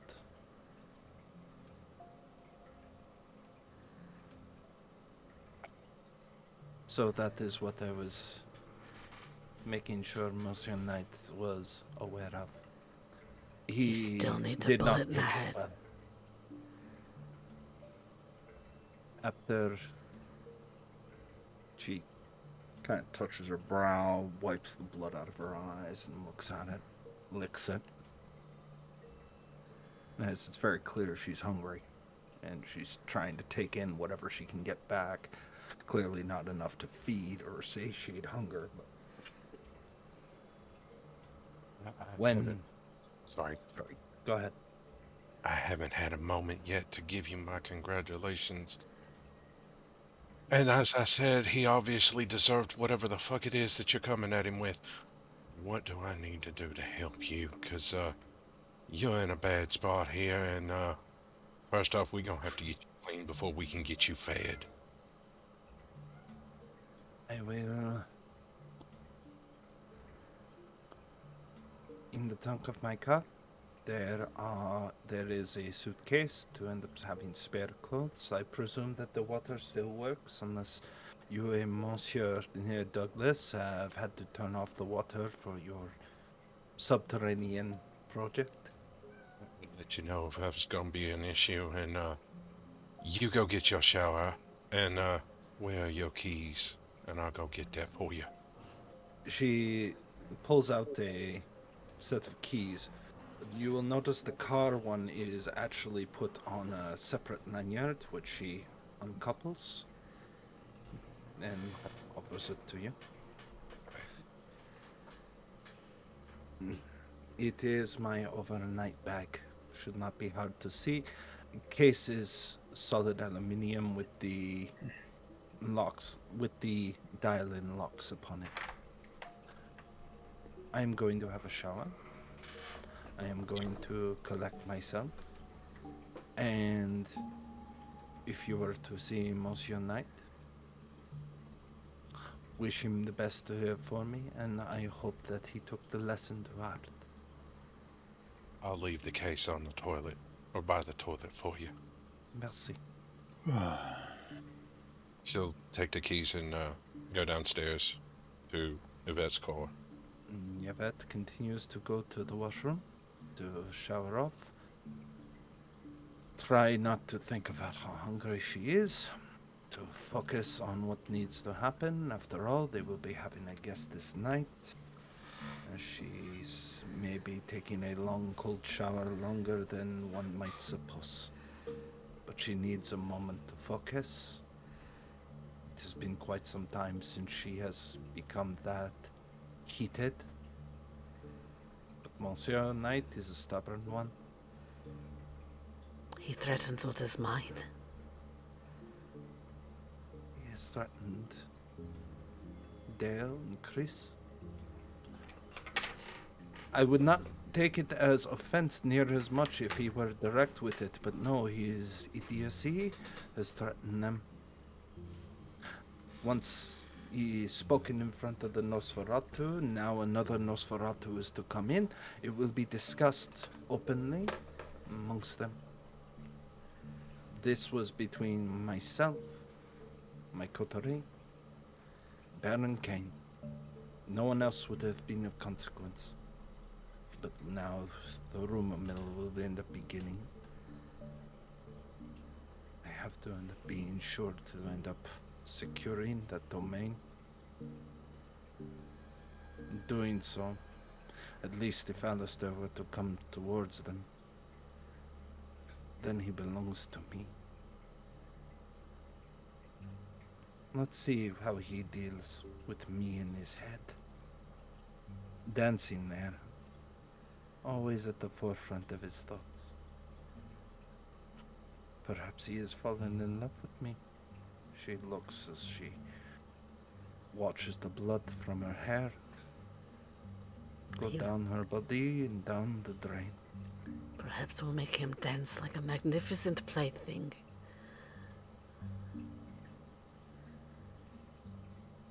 She already catches herself smiling at the thought before realizing.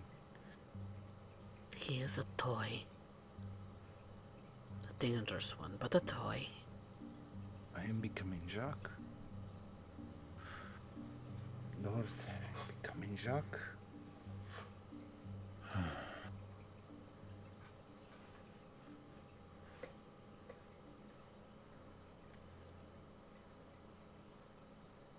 Which, Alistair, you're collecting yourself, sitting upright in the back seat of the Rolls Royce.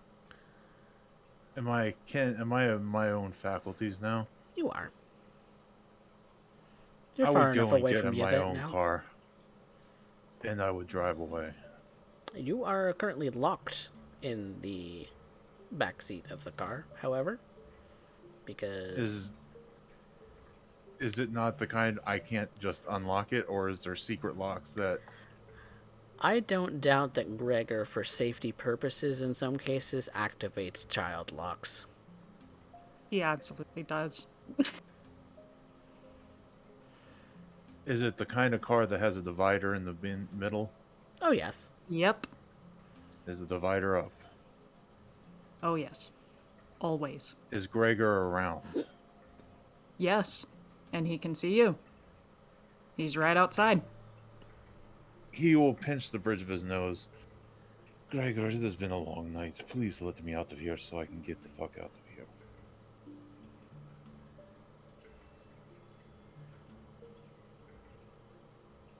He gets inside the car, front seat, driver's side, and he starts it. I have a better idea. We're gonna go for a ride. Alistair.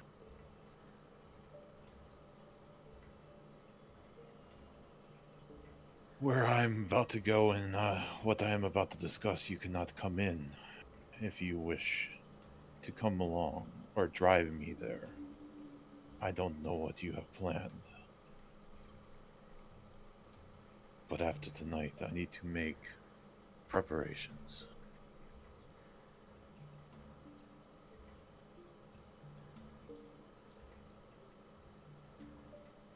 I see. Well, you tell me where it is that you're headed. I will give a address close to where my sire is, where I would go to meet my sire. I don't know if it's one of his havens or like wherever his haunts are. I believe that is where we're going to take a quick break. We'll be back soon, everyone, and we'll find out just what happens between these individuals when we come back. So don't go anywhere.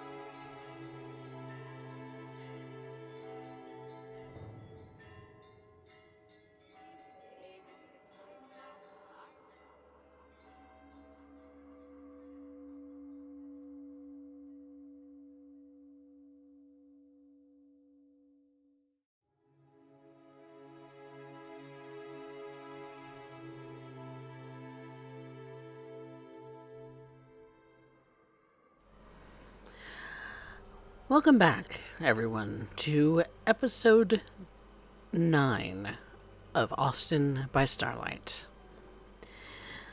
Where we left off, there was a confrontation of a physical nature between Yvette and Alistair, both of which not willing to give up ground on their beliefs regarding who has a say over what in this coterie. Particularly when it came to the different people of note between these two. With Alistair almost flippantly referring to Yvette's oncoming marriage sometime down the line, and Yvette going directly to Alistair and making a consequences threat of sorts. That should either of them cross the line, that the other would retaliate. But Yvette maintained her cool while Alistair flew off the hinge a little bit, and realizing that while he cannot overpower her physically or with magic, it seems, Alistair might have to get a little bit more cunning if he's going to get at the heart of Yvette LaCroix. If that is his so desire. But upon being thrown into the back seat of the Rolls-Royce that Mr. Douglas had brought with him, the passenger divider between the driver section and the passenger section in the back, splitting them both, and the child lock seeming to be active in the backseat doors that the person in the back seat cannot open the door from the inside.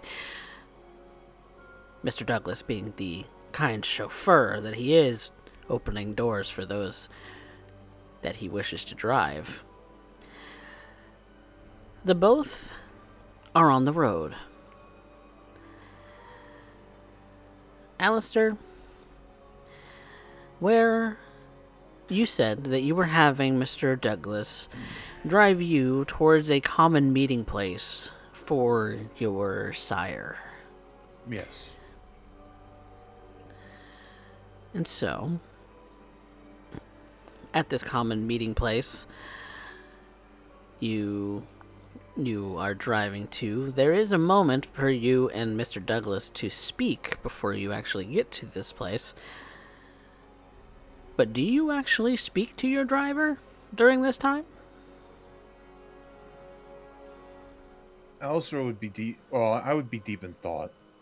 If he spoke to me, then I would probably react depending on what he says. But I imagine I just have my legs crossed and my arms crossed with like pinching the bridge of my nose, trying to think and calm down after everything that has just happened.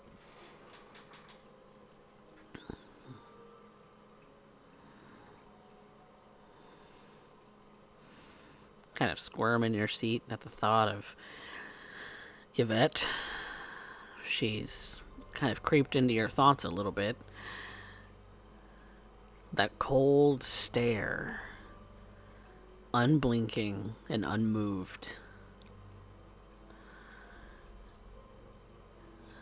You can't get that image out of your mind. She will be a problem. I once thought of her as a boon and an asset, but she is definitely a detriment. If she's going to act like this, we need to have contingencies.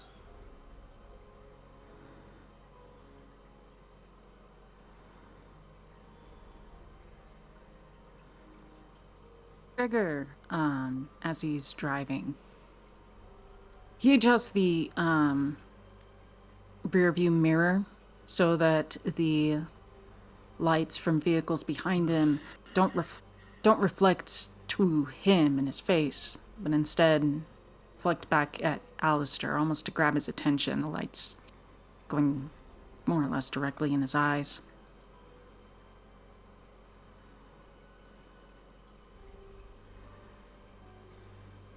Yes, Mr. Douglas, I assume You might have something to say after witnessing what we've just been through. Suppose it's a few concerns. I'd imagine.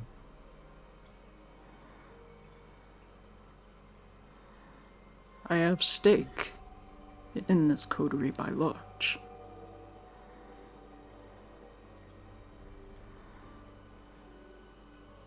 You can understand by that basis that perhaps any sort of contingencies or conflicts are things I will have to consider. Even if it's just between all of you. Yes. What can I do to put your mind at ease? What is it that you're worried about?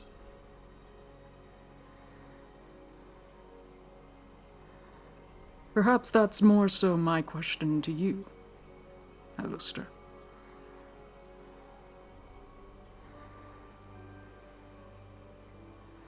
I understand we are all,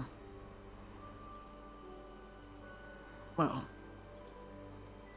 all kindred are monsters by nature.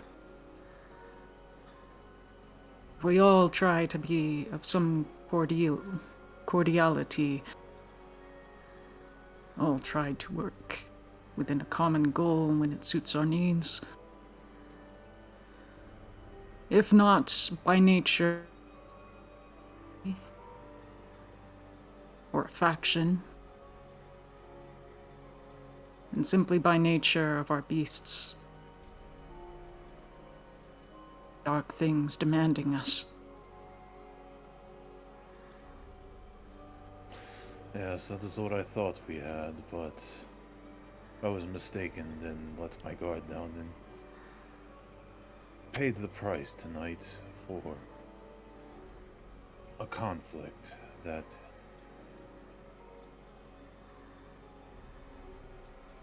and then Alistair would just kind of bite his tongue a little bit and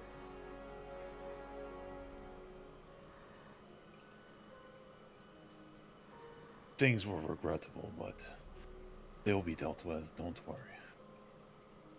This should not affect what we have to do as on a professional level.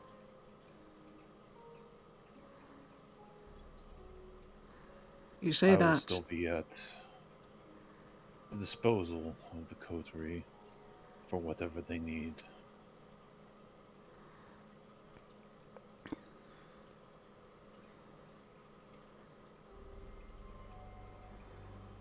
You hold contempt for Madame LaCroix.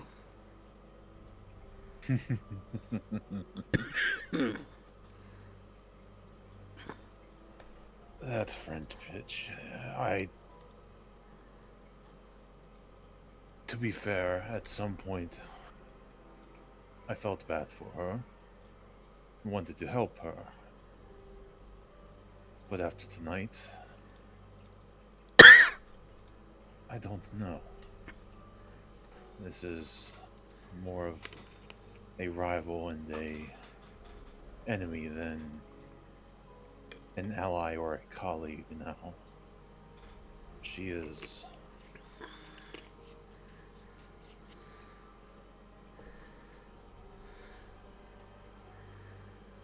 He'll just kind of trail off and be deep in thought and kind of forget that he was talking.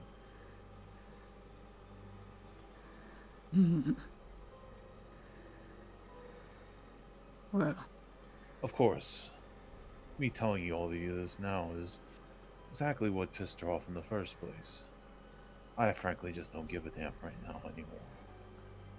I'm so mad that, well, if I had the means in the moment, I probably would have ended her.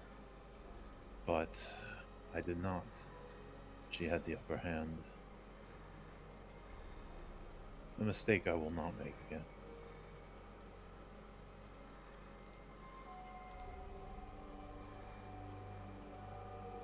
it is not requested from you. It's not something I imagine would be asked for, but if I might, Sir Alistair, I would like to give a little bit of input.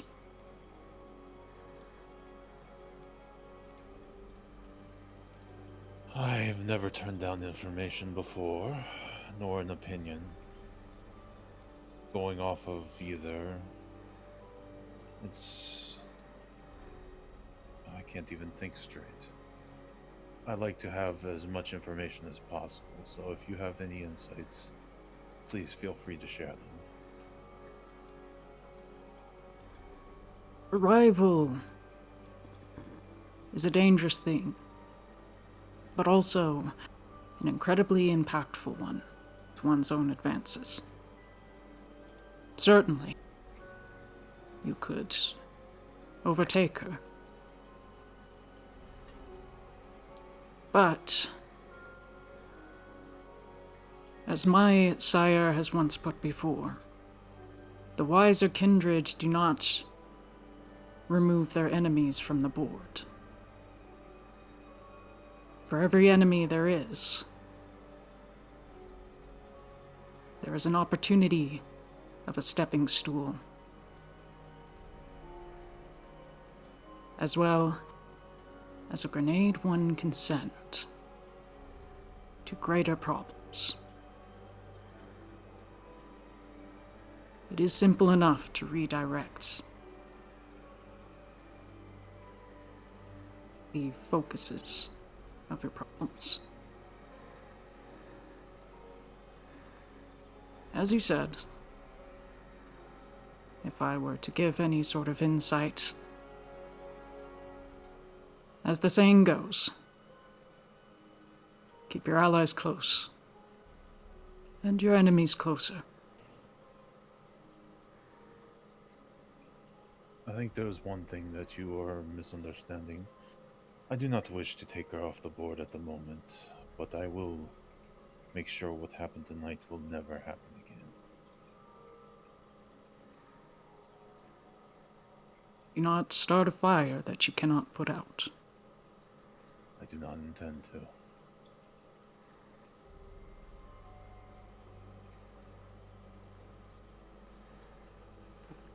And with that, the Rolls Royce pulls up to a library. A library that you know well enough, Alistair, that it is a public library. You direct Mr. Douglas to drive around back to a commonly unlocked entrance that you and a few others of your kin, the Tremere, also frequently leave open, strangely enough. That it's easy enough to get inside. Do you take Mr. Douglas inside with you? I do not. I would apologize to... Oh, Mr. Douglas, here is where I must leave you for now. If you wish to return back to the Coterie House, I can find my own way back. I do not wish you to wait. I do not know how long this will take. I do not want to inconvenience you. I understand. I have no intention of causing you any inconvenience yourself. And Gregor will look at the building. What kind of building is it, really?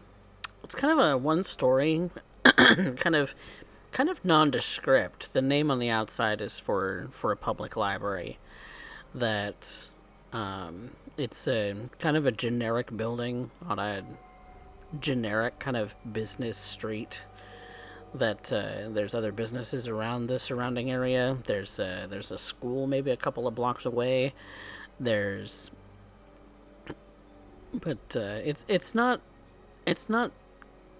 very overt, is what you're getting. It's very mundane, very muted, very commonplace. Nothing really of any particular interest to it on the outside.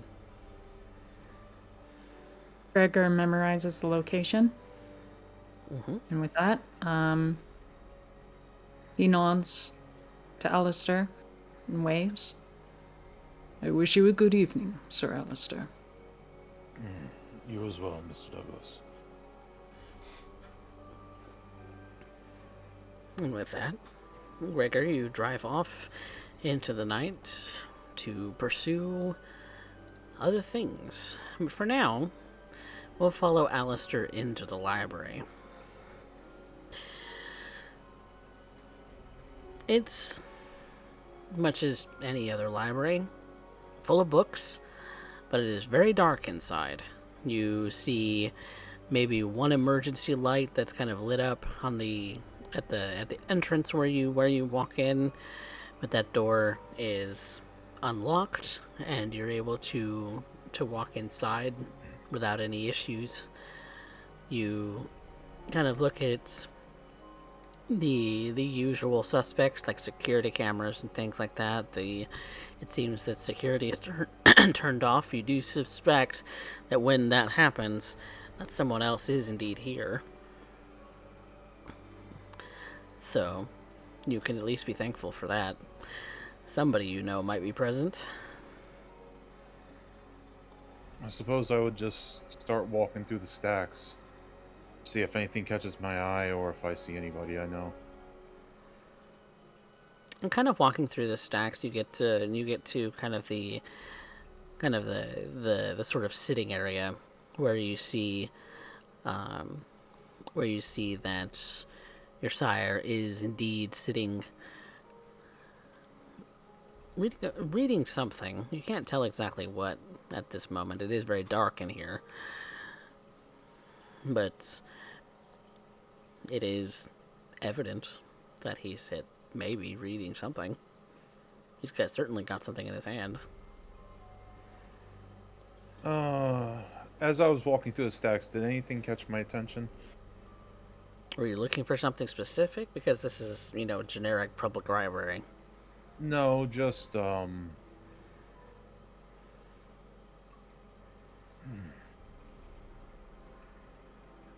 Maybe a fiction title here and there that you think, oh, I own that one. something that would maybe provide comfort and familiarity. Something, maybe a favorite book from childhood or a, Yep, I would say that that's here. In fact, probably one similar to the copy of the book that you gave Michelle. Okay. I would, go ahead and just grab that and go and sit across from my sire and start reading till he is done doing what he is and acknowledges me. And as soon as you start to walk up, he does eye you for a second. Good evening, Alistair. Yes, good evening, Wilfred. It's been a while. Sorry I've been so scarce. That's not a problem. Not a problem to me, anyway. Your studies are your own. So this is the reason that I come here tonight. I wish to further my studies in ways of protecting myself and protecting those I care about. I see. Well, those kinds of things do take time, and I certainly have very little of it. Yes. It does not have to be by your hand. If you know someone that could help me, I just... Alistair, when I say I don't have time, that means you have to buy my time. I'm sorry, it's been a long night. What would you like? You know what, I will give you anything I can. I do anything that I can. You said a long night. Let's start there. You aware of my coterie? Vaguely, yes. The French one? Ah, yes, delightful woman. Yes, that bitch. Oh, really?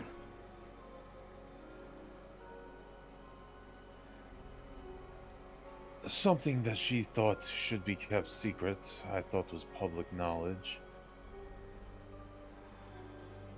She ended up pulling a gun on me and threatening my family because she sees some threat to hers through my what she called ineptitude, which,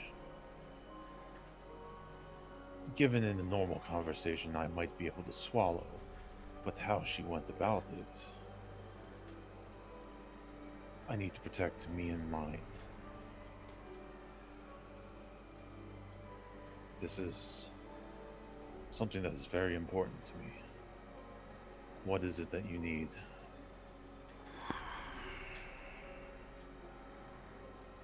And Because Alistair will just get a very, like, a serious look on his face of, like, even if you asked me to just off someone that's standing over there, I would walk up and do it with no hesitation. oh, jeez.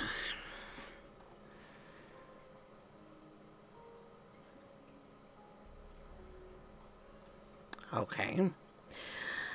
So you're looking for things to to protect the things that are yours. Well, there's many ways of doing so, and depends what you're trying to protect them from. Now, if we're talking, simple things like apparitions or the ghostly creaking of a floor. Now, that's simple. That's minuscule. It's brief amount of time, and you'll probably master it on your own, given if you work hard enough. But things get more complicated from there. What are you trying to do? Protecting from spirits would be a good thing to learn. But is there a way to protect from kindred? I'm assuming we're alone. You are. There's no one. Okay. So I can talk freely. Yeah. Okay. Still in hushed voices, but yes. Yes, very hushed voices. We're in a library after all. That would take a lot of time. A lot of time. As there are only a couple of kindred that I know that even know how to build such a ward. And even fewer still who can put it onto things that are bigger than that. We're talking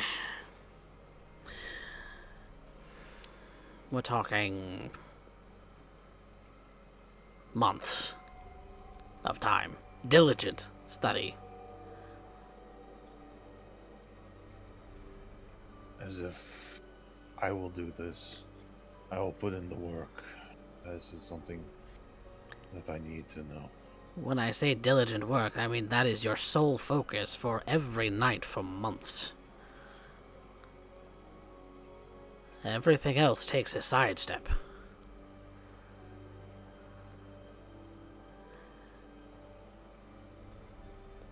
Family takes a sidestep. Your coterie takes a sidestep. Your everything. Your work. I know that you've been wanting to keep up that bookshop of yours, and your teaching. Don't think that I don't know about these things. I know a lot about your personal life. As I would expect, nothing less.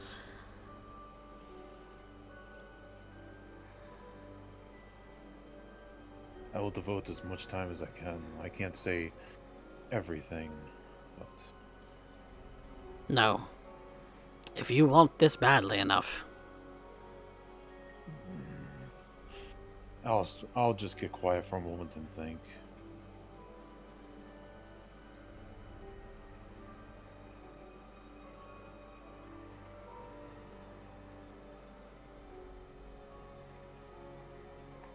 Very well.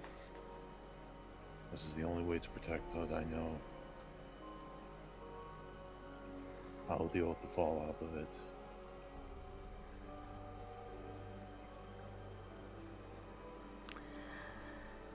Then I will make contacts with a couple of people that I know. Or have met.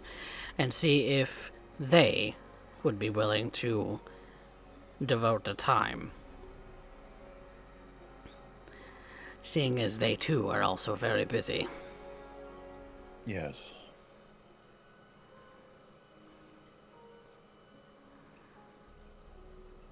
And if they agree, I suppose you'll be moving to San Antonio.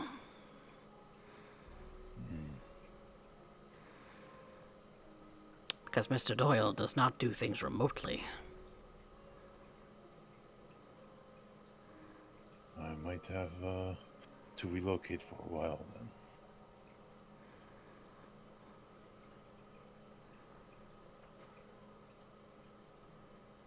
So,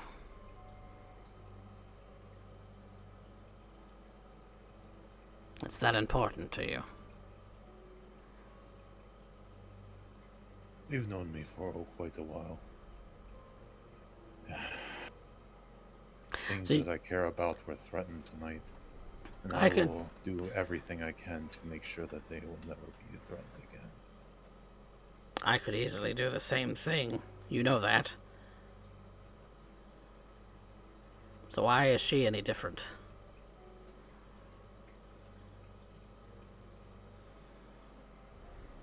You know that if I wanted your devotion 100% of the time, you would have no arguments because I have the keys. Yes, but I also know you don't work that way. I do, though. When it suits me, I do. Well,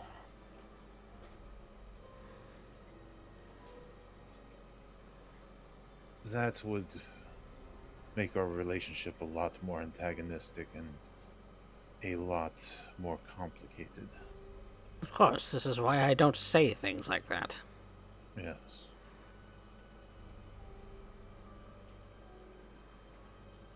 But I know my cards, and you know yours. So what are you going to do to get us to trade hands? That is up for you to decide. You are the one that is the gatekeeper in this aspect. I do not have the power here. You're floundering.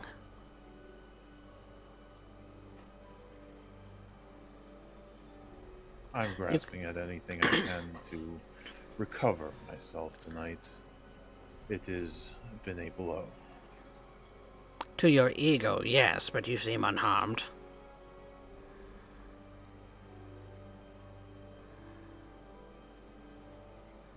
You come running to Daddy because you hope that he'll solve your issues. I come looking for the weapons to defend myself. And they are not freely given. Exactly. So what do you want? What is required of me? I want you to actually grow a spine, young man.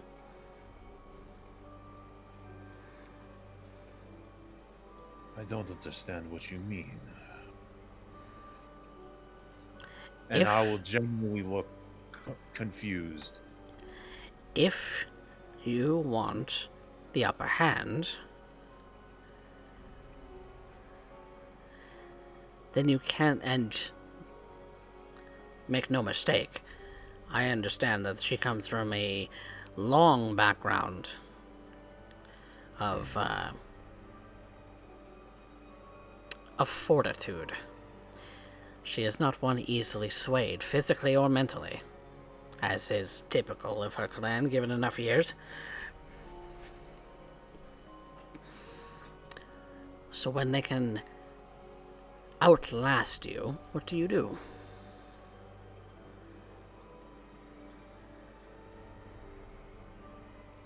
If she's no longer your ally, she is your prey. Yes? Yes. She... Then hunt her in a way that is suitable to you. You look exhausted.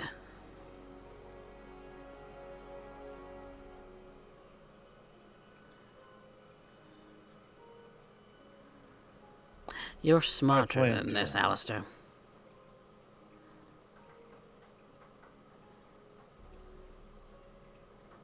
I would like to think that. What is your plan, then? Since she's threatened what I care about, my first step is to acquire the means to protect that. Then I Which, wish to show her that what she cares about is within my reach, and if she ever threatens me or anything that I care about again, they will meet a fate worse than death. That is my short term. Long term, I have not decided how this is going to go. but you also said that she threatened people that you know as well. Yes. So, you're a stalemate.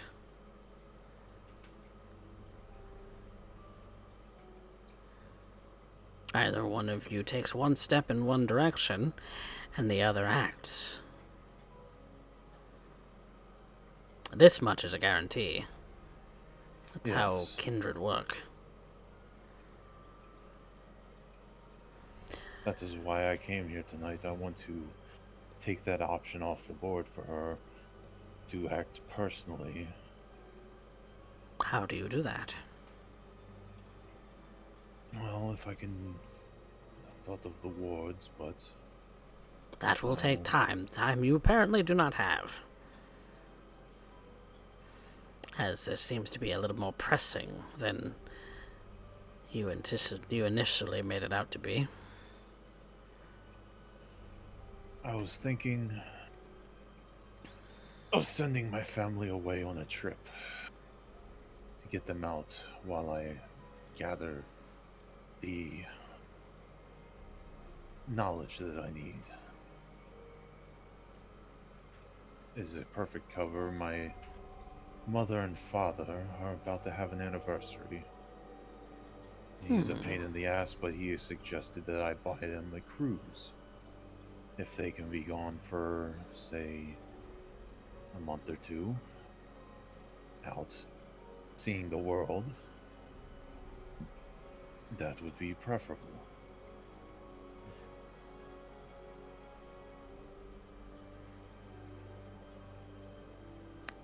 I sense a but.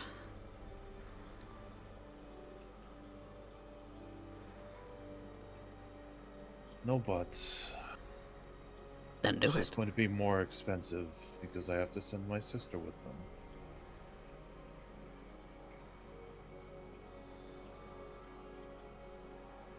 Then do it. I will.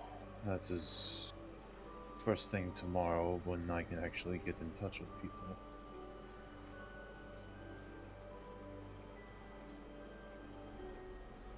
But that's the immediacy.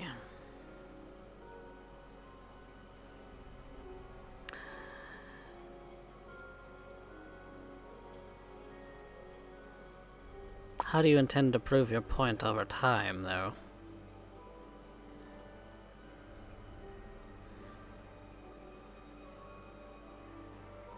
That is something I have to think about. I do not know how to best her in this aspect yet. But the wounds are still fresh right now, and the nerve is raw. Yes. And you know, they say that revenge is a dish best served cold. I figure I have time for this if I can keep everybody safe. I just need to play this game of chess right. You're smart enough, Alistair. I'm sure you'll figure it out.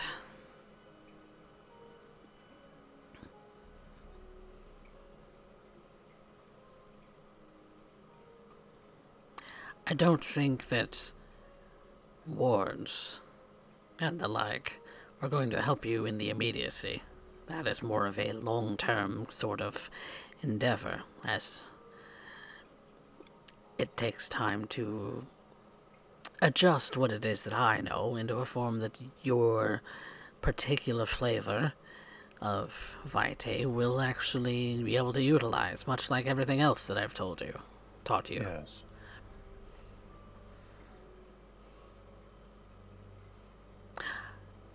Speaking of which, did you ever learn more about that circle, that dock, was it? Did you ever learn more about that? I will reach into my back pocket and pull out the rubbing that Yvette go. But I've been studying this, but I cannot make head nor hair of it. Hmm. I don't understand. It shouldn't work, but obviously, whatever she did fixed it. Ah. Well, you are at least smart enough in that manner. This is bullshit.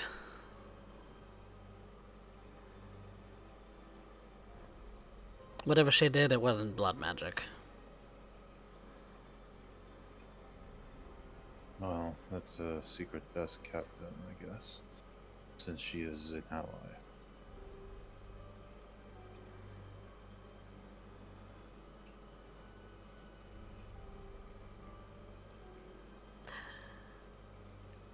What about the rest of your coterie? Are they still allies to you? I don't know. You best find that out. Otherwise... Deja, she is cautious of me in the best of days. I would have said Pax and I, we had somewhat of an antagonistic relationship in the beginning, but I think we've been able to smooth that over into a mutual and understanding, a mutual respect for each other. I would have thought that I was actually on the best terms with Yvette before this. Not that I would fully trust her, but... No, nor should you ever. But, one thing I will advise you, though, is every Ventru loves a kiss ass.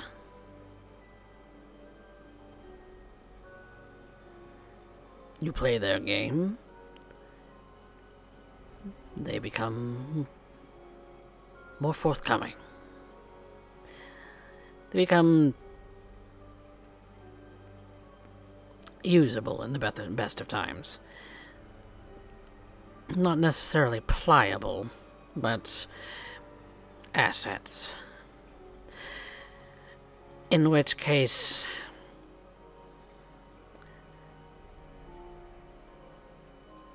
antagonizing a Ventru may not have been the smartest idea, as Ventru tend to have friends. Not just colleagues, but friends. Some might even consider themselves family amongst each other, but that's more Camarilla idealism. It is definitely not what was on the top of my list to do tonight. An offhand remark started all this. Because you're an asshole. That's why I like you.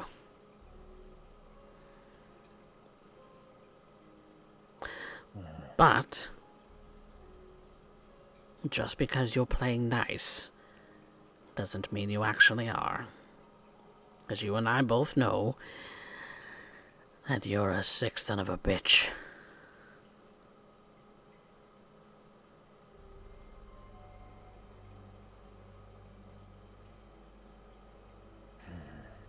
So, you can make nice and play to her games. Let her think she's won. Because Ventru need to win. They need to think that they won.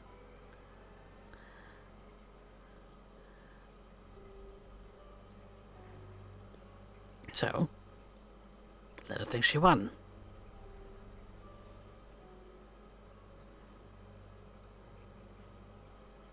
They're always so aggressive.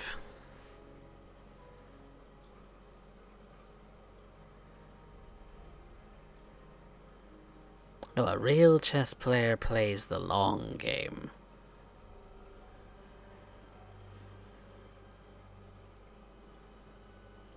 I need to learn how to do that. Have you ever I'm played less- chess? Yes. But in this analogy, I've always been trying to fight tooth and nail for what I have in front of me. I haven't That's had a because chance you're to play the typically a long game. pawn. But a pawn can become a queen. If you play the right moves in the right order.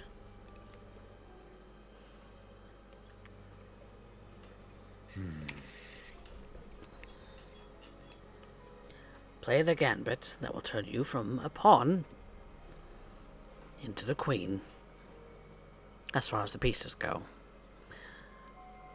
Or Oh, I king. don't mind being called a queen, but that is another matter.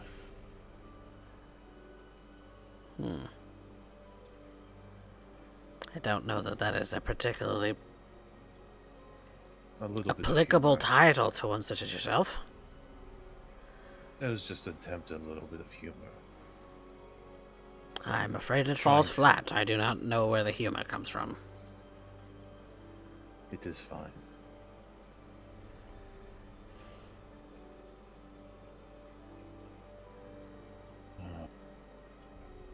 Don't be the pawn.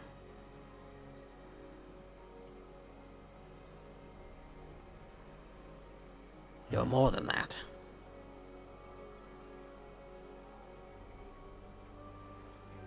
And if you let her think that you've gone off and stewed about this and come back even angrier or some other thing, then she will likely have to do the same thing again. So, instead, be the bigger man. Apologize. Tell her that you've seen the error in her ways. It will never happen again. This way, things can actually move forward instead of you having to, I don't know, squat somewhere.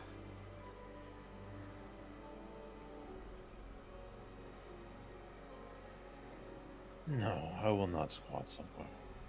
But I don't know if I can stomach saying those words to her. It's all about appearances, Mr. Knight. Even in the Anarchs.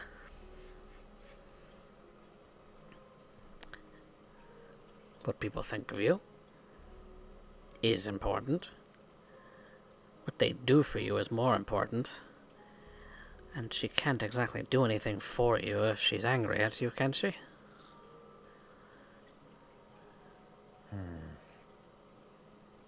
You might be alright. I'll have to think about this. It's going to be a long walk back to the Haven tonight, but I'm sure you're smart enough to think and walk at the same time.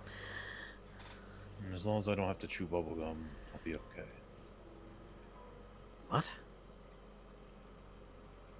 Another joke from my generation. It is... If you can't walk and chew bubblegum at the same time, you're an idiot.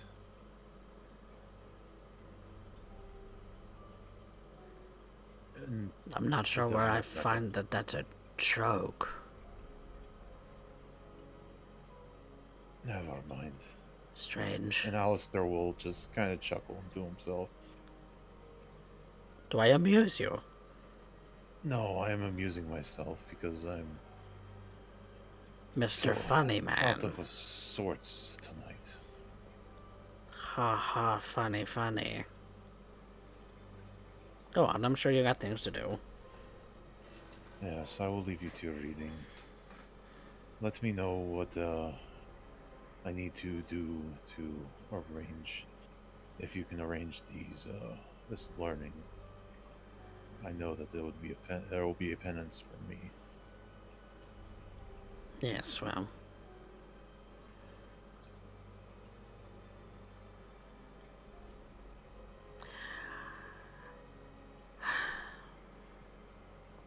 I suppose I can make the call.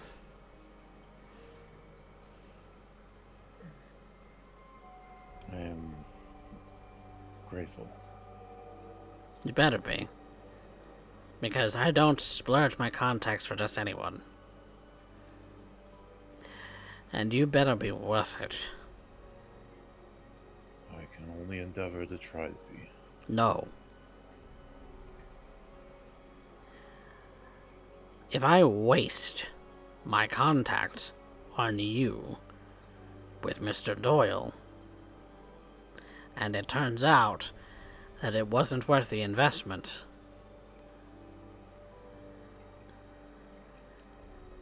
I will cash in my chips as soon as they fall. Understood.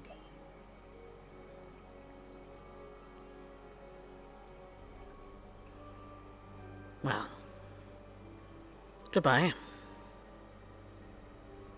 Have a pleasant evening.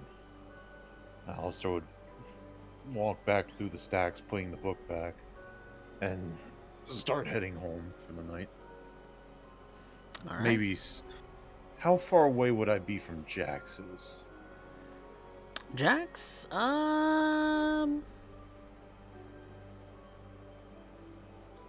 Not terribly far. Maybe a couple miles. I'll send him a text that I'm on my way over. Car broke down. Figured I'd stop by and see him, and then take an Uber home.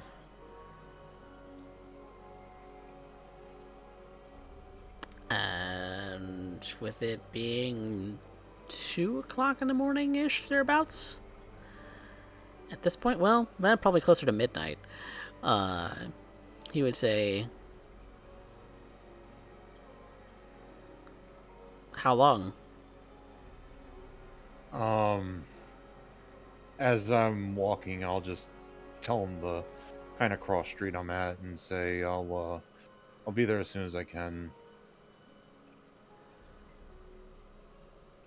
And he says, that's a couple miles. That's hours away.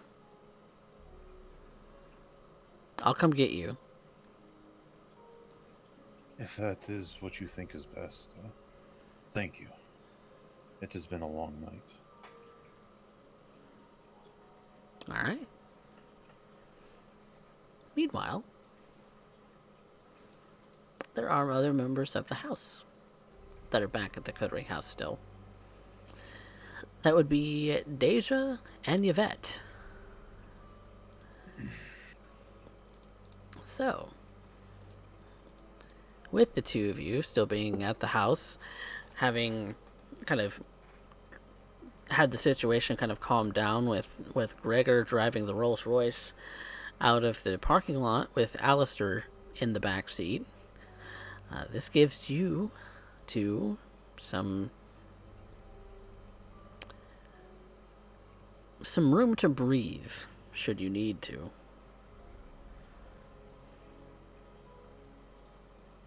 Yvette spends some of her time drying her hair, trying to get it in a fashionable state. She has changed the garments and is currently soaking her current blood-stained clothing in the tub. Hopefully not allowing it to stain too much. She places her case over her lap at this point. Pulls out the cleaning kit that she has brought on and is now going back over that same Glock, removing any trace of her own blood or Alistair's bloody spit upon the barrel. Unloading it, seeming to go back to a routine she knows all too well.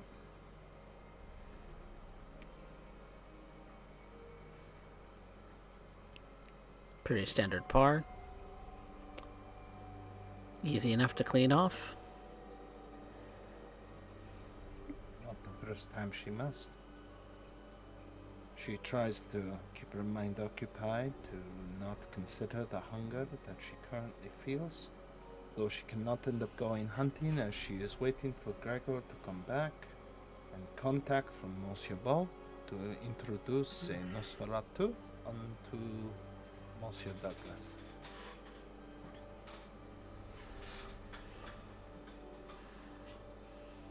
Deja could probably see her movements are probably familiar. A trained regime, so to speak.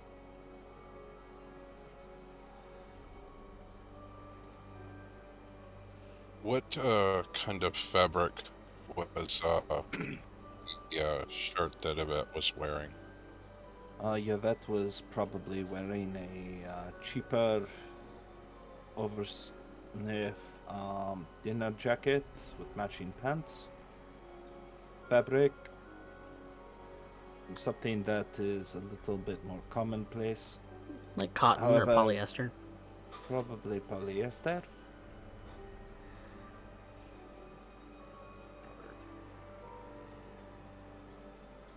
So she... Oh, go on.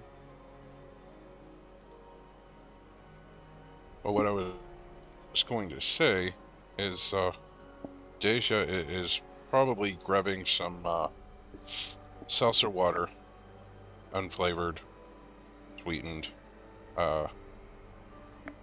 probably looking for some kind of lemon or lime juice. If not, Dawn dishwashing soap. I don't... Homemade laundry recipes for getting blood out. Yes. To help Deja remove the blood stains from her clothing, as bleach would just ruin whatever it is. Probably hydrogen peroxide. All of which are commonplace and easy enough to find in the house. Yeah.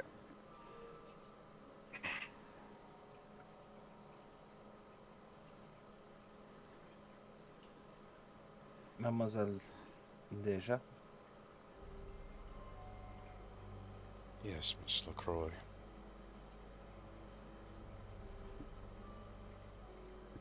I wish to express gratitude that you have such concern for Monsieur Knight and your impeccable timing.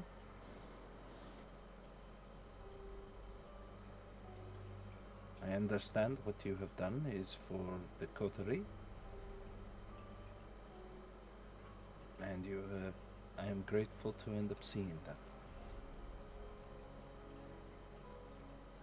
She's beginning to lightly fold the fabric back over itself to help scrub the blood stain out.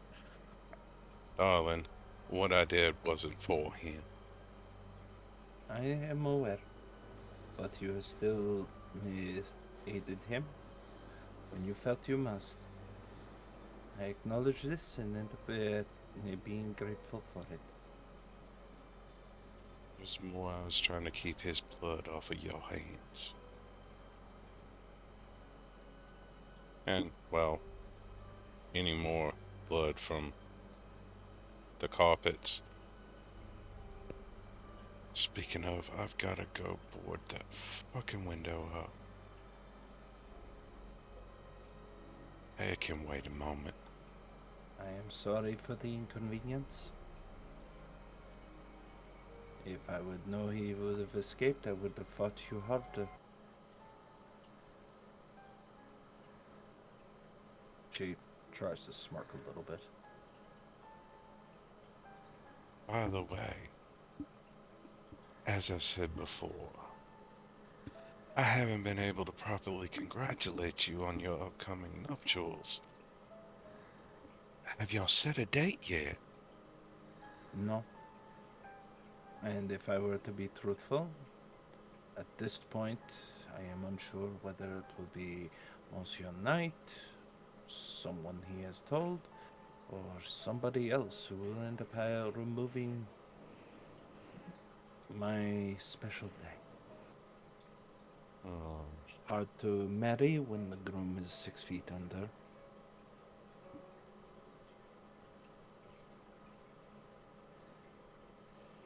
does pose problems.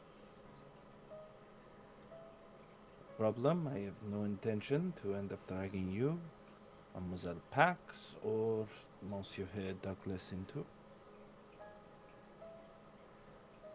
At this point, your problems are my problems. He extends a hand and 2 fingers up. As Mademoiselle, I will never end up asking of you unless it is an absolute need.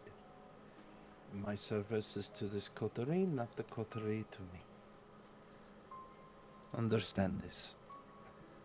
Well, you need to understand you're a part of this coterie, which means Perhaps in your as eyes. you're to benefit us, not us benefit you. See, that kind of works both ways, and if you're not running 100, we got problems. Regardless of what the issue is that caused the problems. Is it Because if true? I go off kilter, yeah, shit's gonna get nasty real quick. And I have no idea which way that's gonna go. Um, yeah. I've had glimpses, but I've never seen the full storyboard, as they would say. It bits and pieces, and what I remember of those moments is never through my eyes. It's as if somebody else is standing there watching it going on as it happens. And I mentally took a leap from my mind to theirs.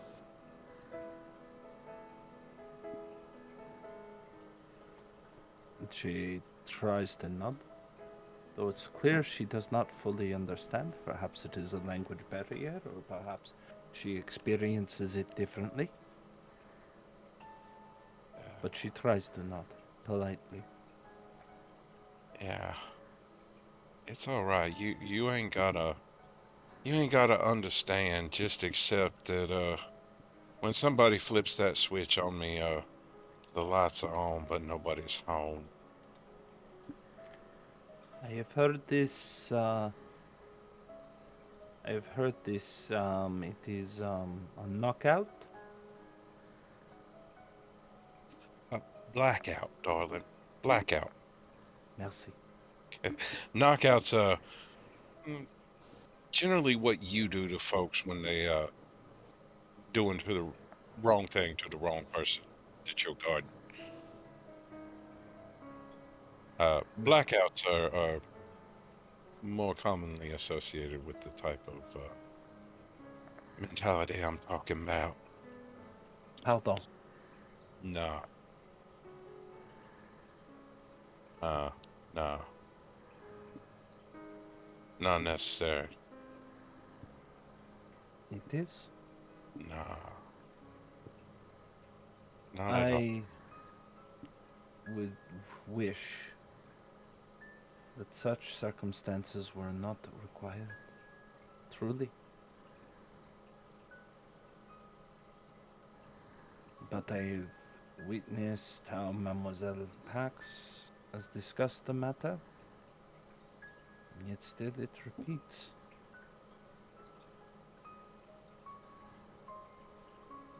And I have far more on my mind than simply the antics of Monsieur Knight, or the coming of which you are preparing for Monsieur Douglas, or the whims of Baron Kane. All of this I must consider at all times. I must end up preparing for every eventuality, because it, in my mind, is inevitability. And it is tiring, Mademoiselle Deja. It truly is. But I bear it for the sake of my coterie, for the sake of the city, perhaps even a small amount for myself. Now, that being said, let us hope that Monsieur Douglas can return in good standing before I receive a phone call, as he has a meeting that should be soon approaching, I have no doubt. Meetings. At the mention of meetings by Yvette, Deja is going to quickly put aside what she's working on and dry her hands and look at her phone.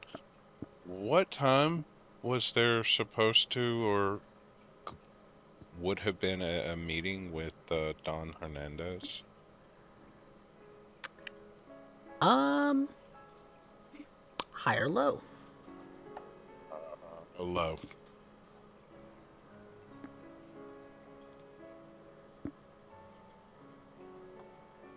About an hour ago. Holy shit.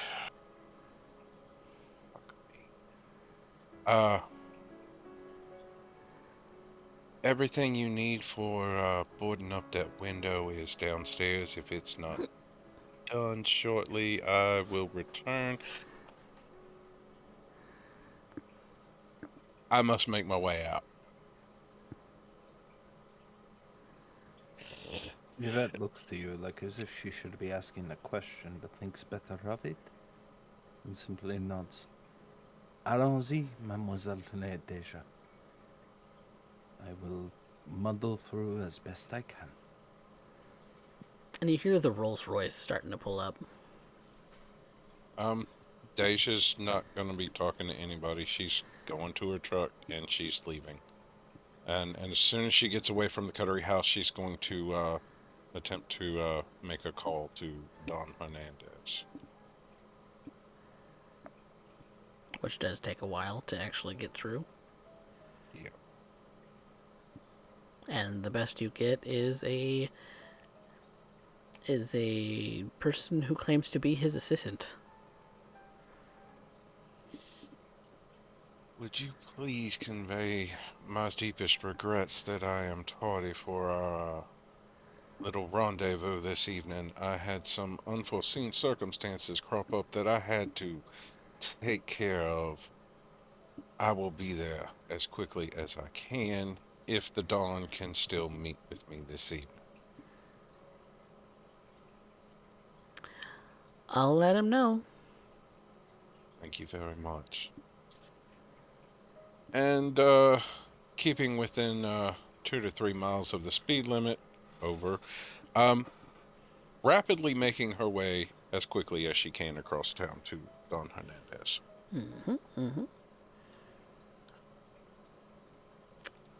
But, Gregor, you have pulled up to the coterie house now. Which is watching it just as Deja hurriedly gets into her truck and hurriedly backs out of the driveway and down the street.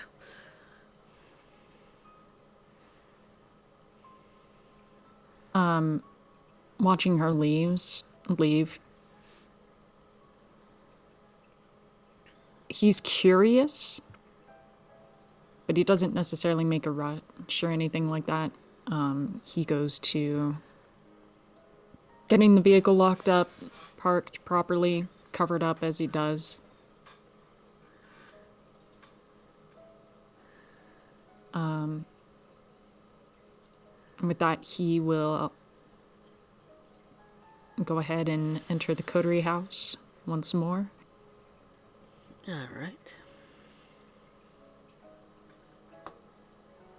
Which you would see that Yvette is now in different clothing than she was originally wearing before.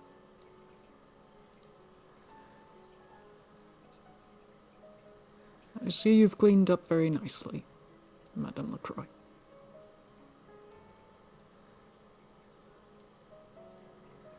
Merci, Monsieur Douglas, she says, almost exasperated.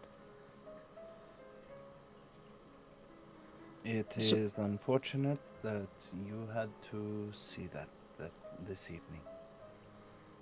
Alas, I do not have any news as to when our meet and greet will be happening, but I trust it will be happening this night shortly. One can hope, at least. I anticipate the moment. Perhaps, until then, we could squeeze in a way that maybe I can take you where you need to replenish yourself. Is there any way I may assist you?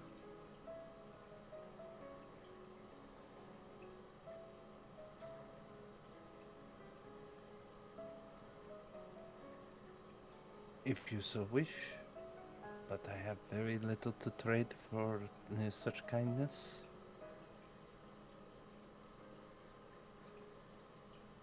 I have no concerns with trading. You have certainly done a lot for me already.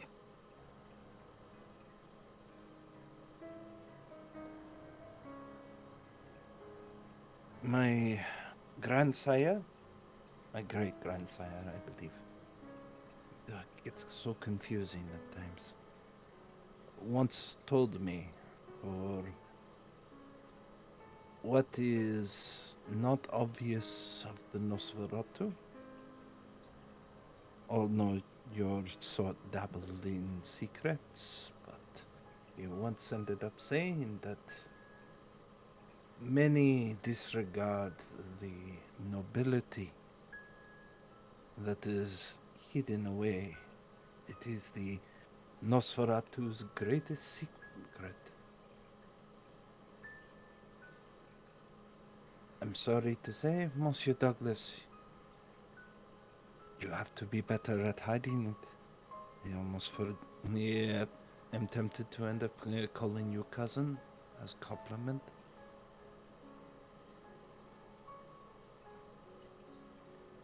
You see Douglas, he takes off his hat and looks down, and if his blood was able to pump through, he'd probably be blushing, Yvette. That's very kind of you. Kindness is not something frequently offered to the Nosferatu, and oftentimes is done so with, well, what I can only end up presuming is a backhanded compliment at best. But Monsieur Douglas, you have been one of very few who have ever ended up acknowledging more in a way that did not end up making me feel so unwelcome in this city. Your mannerisms are more to my liking. And I feel that for you, such things should be encouraged.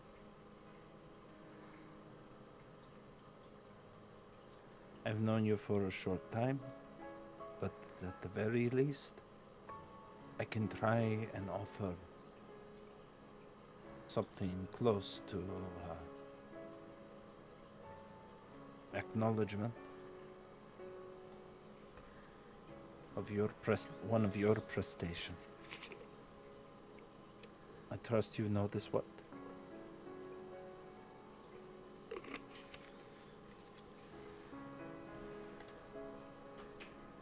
It is with great honor and I am granted your grace, Madame LaCroix.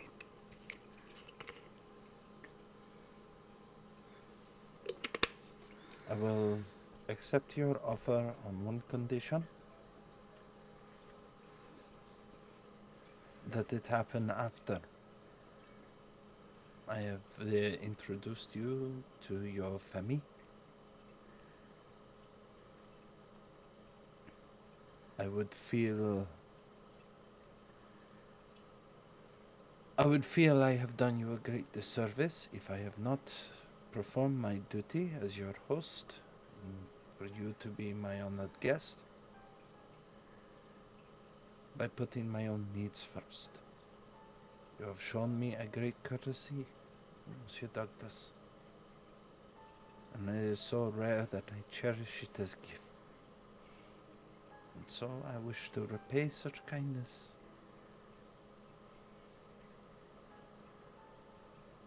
The night has not been so kind to me. There is no reason I should end up taking it out upon you. Aw, isn't that touching?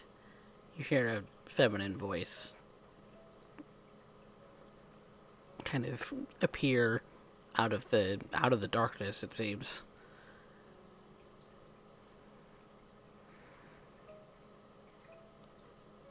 That's adorable. Continue, please. She looks about. Does Yvette see anything?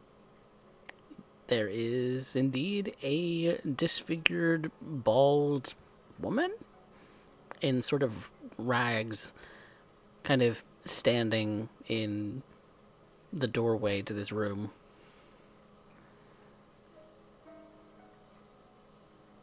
And she stands to end up greeting. Oh, don't worry, you don't have to stand. You are here on the request of Monsieur Ball, correct? Mr. Ball called me, saying that you wanted to introduce your out-of-towner friend to Ken. Am I getting that right? Absolutement. My name is Yvette, and ici, Monsieur Gregor Douglas. Pleasure to meet you both. Pleasure is mine. And who am I speaking to? You can call me Jewel. Jewel. I know. Shining diamond that I am, right?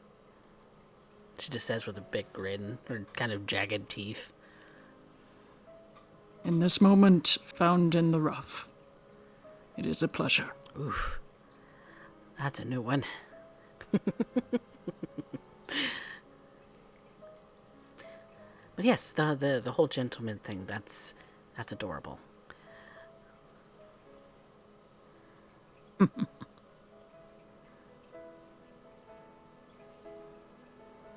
If I might. Mm-hmm.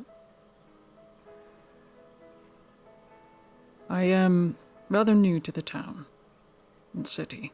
Obviously. And I come... Yes. I come on behalf of my sire, Lucio de la Rosa. Ah, that's not a name that you hear every day. Not here, anyway. But I'm aware of the name. Big shot, that. Or so I'm told. Then that would be correct. I take it that beauty outside is yours, then. It is under my care. Fancy wheels. Surprised it hasn't gotten keyed yet. The covering certainly helps. Would you like a ride in it? Me?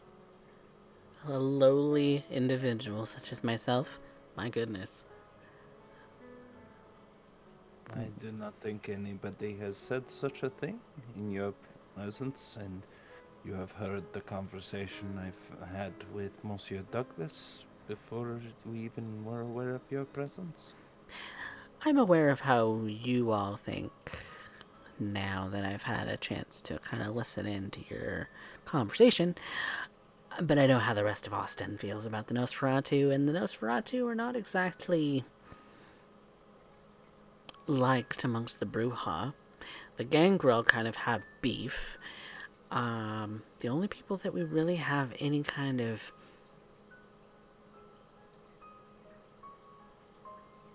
friendship, I guess is a strong word, but that's the closest thing that I could think of when it comes to the Ventru.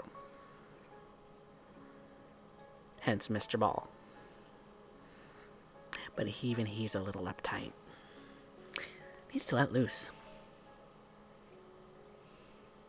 Regrettably, Mademoiselle Jewel, what you see is him being loose. She smiles a bit. Aha. But if that were true, then perhaps I am told that the Nosferatu deal in secret. That's pretty much what we're good at. So Unless... I will give you one that is ahead of the curve. Oh? A You small entice me. My goodness, Small such a one. temptress. I try and deal in practicalities. Are It you? is not a secret that is going to remain so forever. But Ooh, let being me ahead guess. of that curve, Ministry. I think I know why you would believe that, though. As she kind of guides her fingers across the serpent around her shoulder and across her chest. Yeah. It's usually what I see about ministry. Mostly from Santos's people.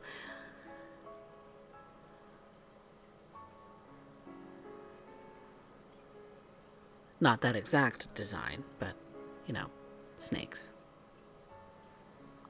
It's a common motif. What is that?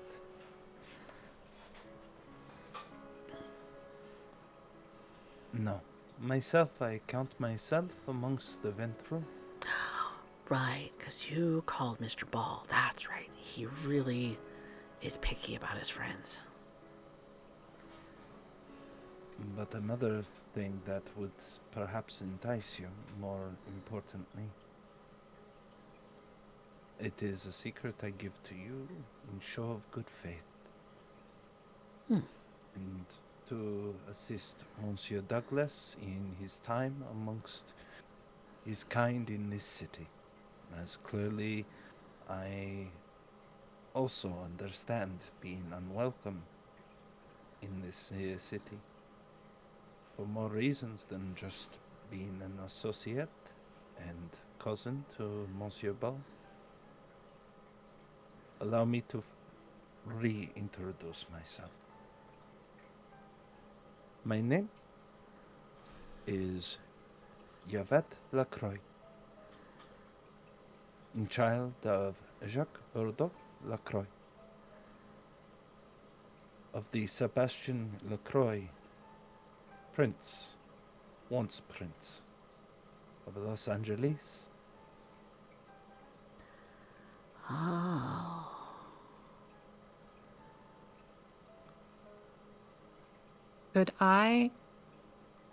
Could Gregor roll for politics on this to see if he knows this information? Yes, Like, who these intelligence characters- in politics. Yeehaw. Yeehaw. I imagine, given the infamy of this particular individual, it's not going to be a high one. Prince LaCroix. Yeah. I don't really have that many dice. Can I rouse the blood on that? Yes, you can. You know what I'm also going to do? What you gonna do? I have a dot in politics, and I'm not afraid to assist on this one. I think I'm you. willing to explain this. I think you even mentioning the fact that he was Prince might be the helpful dot. Yes. Okay, so that would that be like +3? With assist, yes.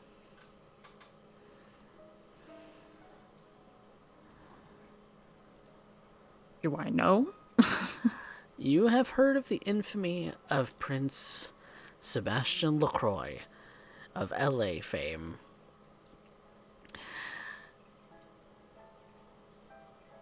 Within the last 20 years or so, it's hard to know exactly when, given the rumor mill,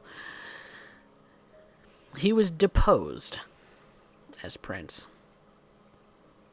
To what extent you're not familiar with, but you do know that he kind of went down in the history books of the Camarilla in recent years as the most inept Ventru that ever lived.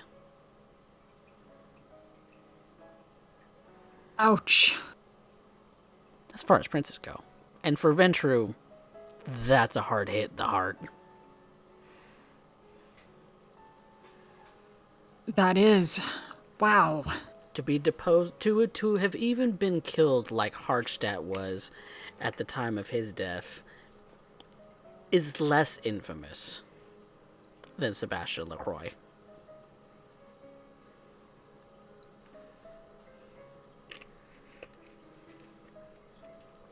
So yes, Yvette comes from a line, supposedly, as she claims, of failed Ventru.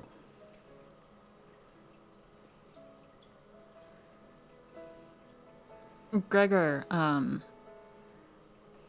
after Yvette gives this official introduction,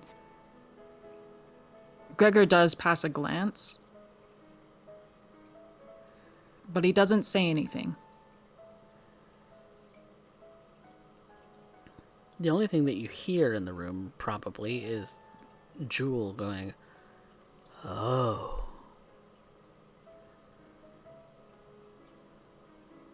I thought it was named after the soft drink. I often get that comment. But I hope, Mademoiselle Jewel, that this is a show of very good faith upon my part. And as Monsieur Ball has done to me, or for me, I do so for Monsieur Douglas, in introducing you both.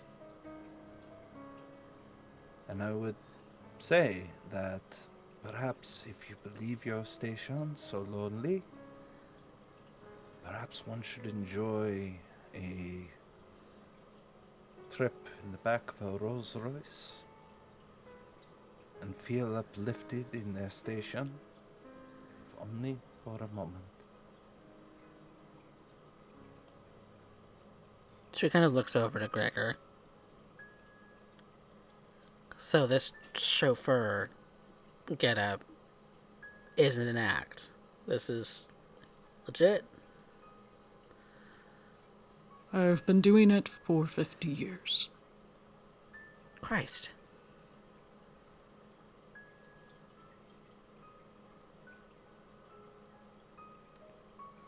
That He Rolls Royce nods. doesn't look 50 years old. That looks new. Well,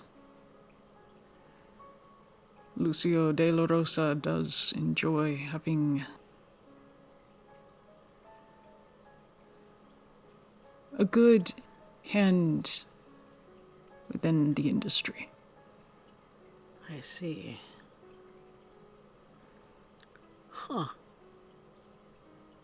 Would you consider this fair trade for your time, Mademoiselle Jewel?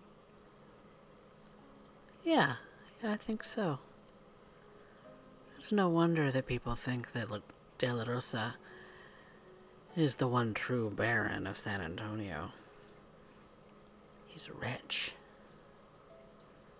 Perhaps it is not the richness that has made him the Baron. Perhaps it is the qualities often buried like a diamond in the rough that are given time to shine.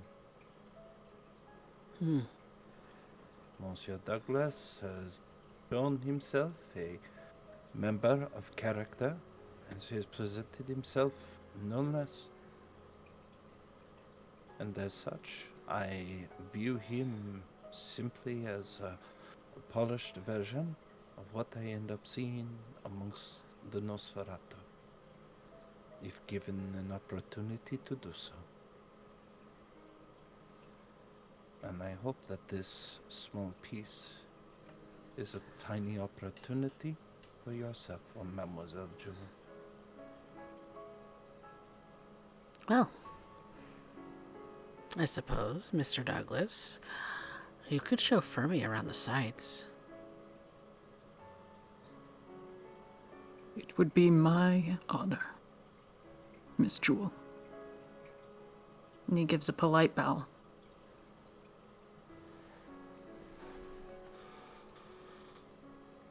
I think we're going to leave that scene there for a moment.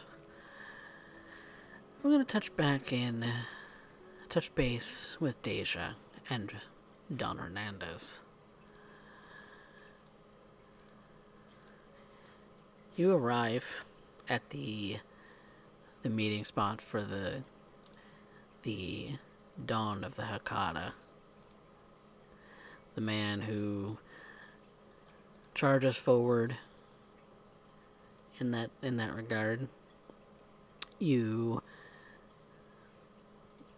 get the standard kind of brush down that is typical of anyone who is lesser known in the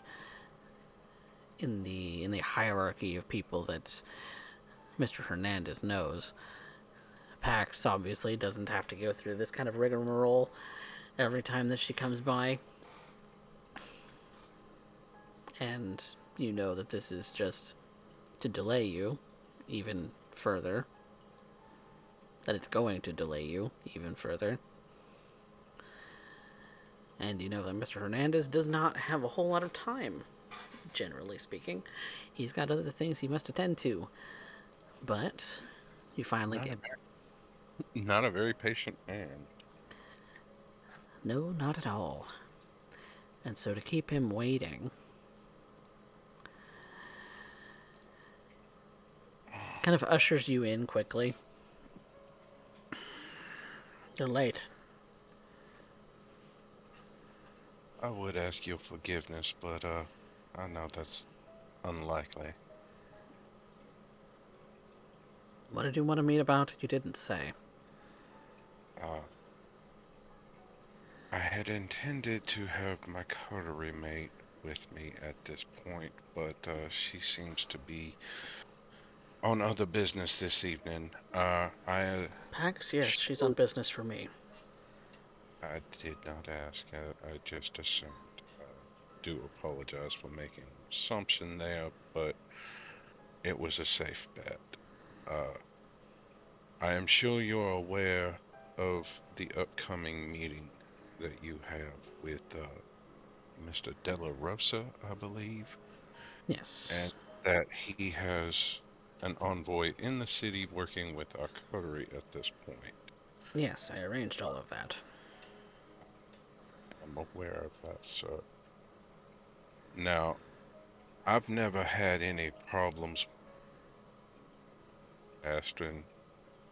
My family has worked with you for a long time and allowed you free coming and going to use the farm as a meeting place if that is what you require. Mm-hmm. Mr. Douglas has raised some security concerns of which I'm unaware, and, well, given my interactions with him and that Banu Hakam that come with him, I'm not likely to trust any of the intelligence that has been given. And would like to make the request, if you so desire, for your own security, potentially placing more guns on and around the farm for you to have access to. Certainly wouldn't hurt.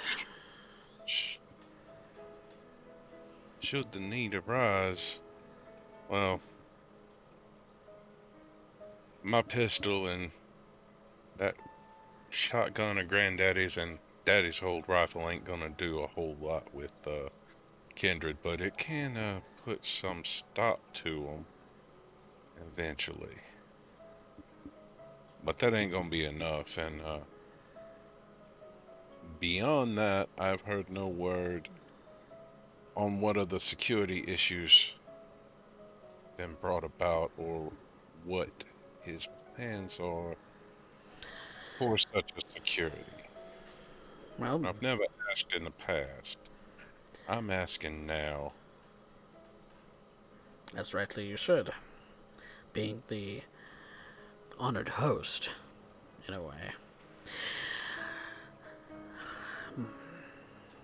I'm primarily going to want people, individuals, patrolling, contact, radio, in a sort of patrol perimeter. Minimum. You've always brought that with you when you come. Yes. Never seen any need for that to change. I just information I have from Yvette that happened with the no, was it? I'm not trusting the information that's been given, What do you and I'm mean? not. Well, the reason I come out here was supposedly somebody close to Baron Kane already had information about such a meeting and was going to go through with it. And the way it appears, from my understanding, is that it was a setup that this person either knows and hasn't said anything, could potentially still spoil this, or they just absolutely knew nothing. So it makes me question a lot of things about these two, and definitely puts in doubt any kind of trust. That's completely understandable. In which case, the smart thing to do would be to plan for all of it.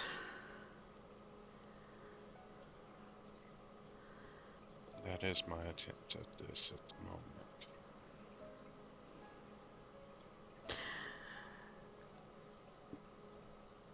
I suppose I'm at a loss of what it is that you need. Well, I was just thinking it might be best to have some more guns and ammunition available should the need arise. That's doable. I have recently acquired some new hardware anyway, so it makes sense that we would make it freely available to those of us on site who might be asked beforehand to relinquish our weapons.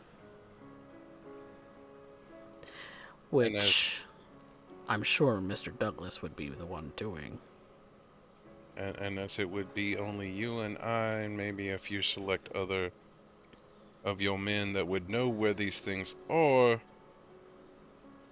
I thought it best to have a visit and a little sit down with you without Mr. Douglas. So,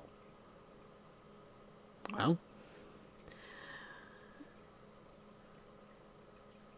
perhaps we can arrange that. I believe a couple of my people are actually getting ready to ship some of these things out your way anyway. Perhaps they can make a drop-off. that would be very convenient.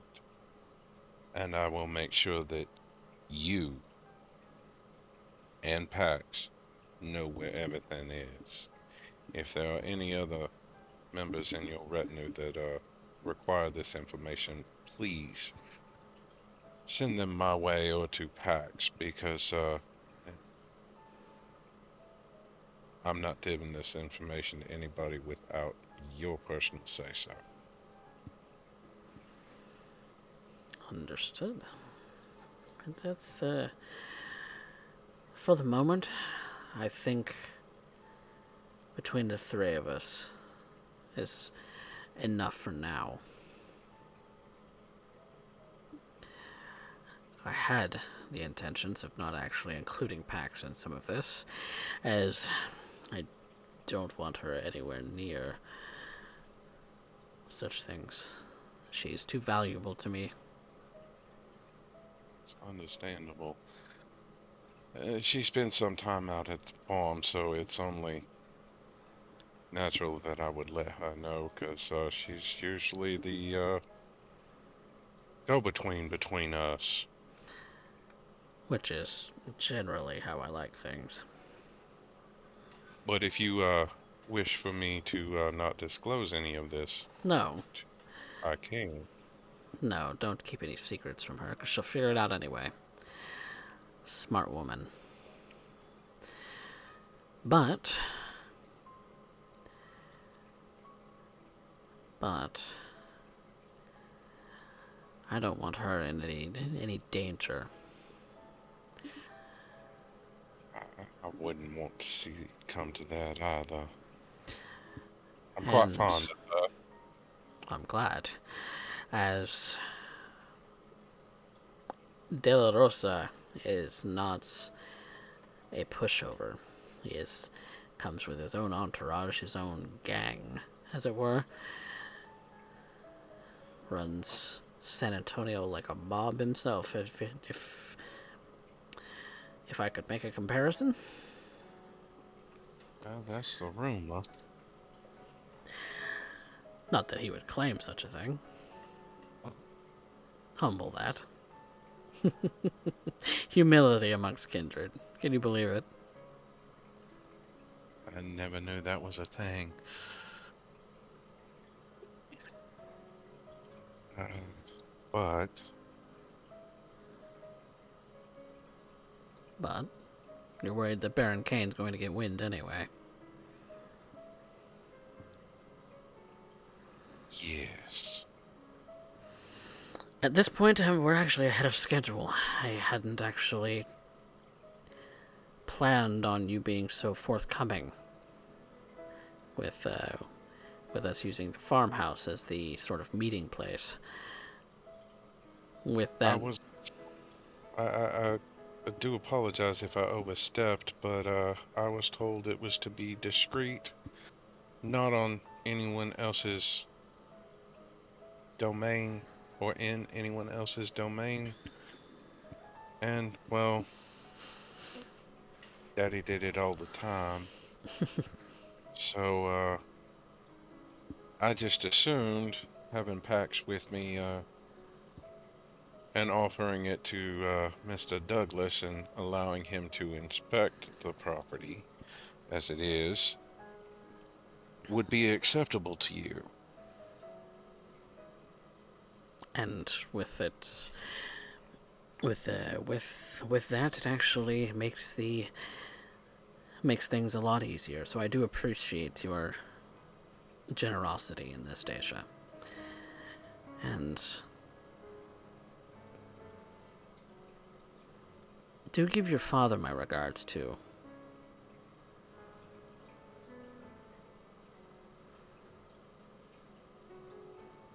At that, she looks very concernedly at Don Hernandez.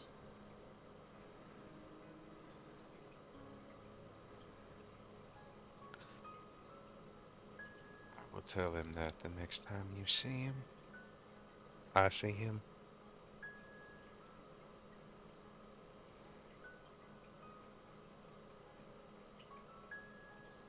Good. Very good.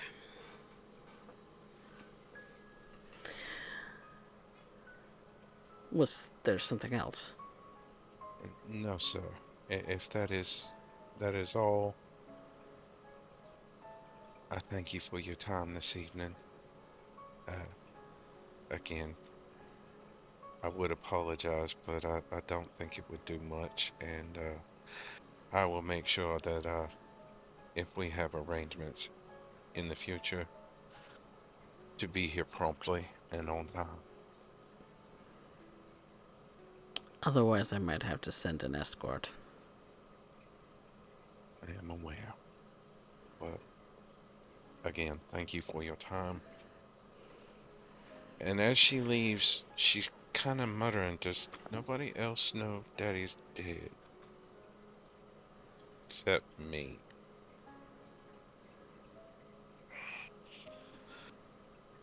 She's really beginning to question whether or not she knows what she knows. And if it's all real or if it's just in her fucking head right now. I suppose that is where we will leave the session for tonight. With Deja possibly questioning what it is that she knows about her father's death. With Yvette and Alistair coming to blows over family. And Gregor on his way to see the sights with a Nosferatu woman who will show him what the town is like. How everyone keeps Austin weird. Thank you guys so much for playing. Oh, thank you for running. Of course. Good game. Good game. Also, holy shit! Yvette and Alistair, man. God damn, I was hyperventilating through that whole thing. I'm like, oh shit, someone's gonna die. Oh my god. Right? I was thinking in my head, motherfucker, this is the second character I've killed off on principles. Bruh. I was thought you picked suicidal principles. Well, the first time was suicide by sire. This one would have been suicide by a vet.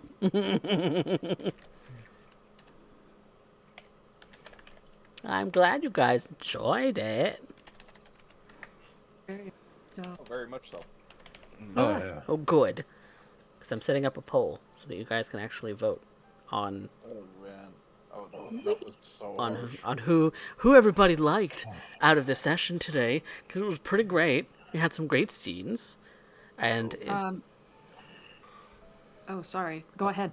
I was just finishing my spiel, but yeah, And I thought me and Pax had a little bit of a tiff. no, you've done it twice, Mr. Knight. It's your own damn fault. You only thought. I think that was the mistake. You thought. Oh, no. No. That escalated way out of proportion. I will openly acknowledge that. Oh yeah, because this but is then this again, is that's Yvette. also the world he knows. Yep, this is Yvette. Yep. Well, I appreciate you guys playing in my games. You guys are great cast. We missed Mox, who plays Pax, but she wasn't feeling too good today, so she took the night off. But we love her anyway. She's out there being a great person. The one fucking night that Pax is gone. Damn it. The whole Alright. Quick. Tell me a secret about Deja so I can get her to try to kill me next. I'm going for the hat trick of all 3 for 3. Bruh, you gotta figure that one out on your own. Deja doesn't give shit like that away to anybody. I'm just being a shit. You are being a little shit, but we love you, fatty. So You may stumble into it, and you may find out, and yeah, that will. I mean, that gives credence to the fuck around to find out. Yeah. But yeah, thank you guys for playing. I know that there's a couple of people who have family or dominance or none may control me related stains or convictions who took stains today. Let's take a look here.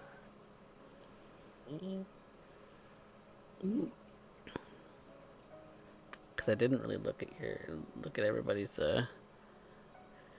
convictions in that regard, but I think Yvette's in the clear. I think Yvette's in the clear too, because she has a conviction about being dominated and control and that. Yeah. In fact, I think it's the exact same one that Alistair had, and that's where this came to me. This is where it came to a head. Yep. I think I'm good too. I don't have anything Oh, good. necessarily just yet because Gregor is still trying to integrate with the coterie. Yes. Though I will say he does consider Yvette a friend now. Oh. Oh. Surprised on that one. That's adorable. That's adorable. Adorable enough for Watu. I He didn't wants. submit. Derek, you were wondering how Gregor thinks of her? A butterfly. Uh-oh. I am the mighty monarch! No, not quite. Was it the phrase a butterfly? His wings Flap. in South America, and there's a freaking tsunami in China. Yeah, something like that. That's what he's thinking. Because he's already seen like Butterfly a lot of effect what kind of things. Yeah. Yeah. Ooh. Well, if nobody's got any stains, then I think we're all Gucci on that. Who recovered willpower? I recovered my aggravated willpower, I guess. Okay. I recovered. Well, I Fulfilled your checked in on desire? Mr. Knight. As for my desire, I checked in on him. Yeah. Mm-hmm. Yeah, it did a little bit more than that. A little bit more than that. And Yep. I think I have taken a huge step in my ambition. Ooh. Specifically, not only getting in touch with Monsieur Douglas, but Mademoiselle Jewel as well, and maybe getting in their good graces. Yep. It's developing. It's developing. You have made a step in gaining ground with Nosferatu. I have also completed getting a step through my ambition, and I also did my desire, which was make contact with the Nosferatu. Nice. Done. Dunzo. Dunzo. 2 willpower. Hell yeah. Completed my desire, recovered that willpower, and, well, opening scene took a step on my desires. Ooh, yeah. I loved doing that for you. So I loved that, and yes, it's making her question everything right now. that's the point.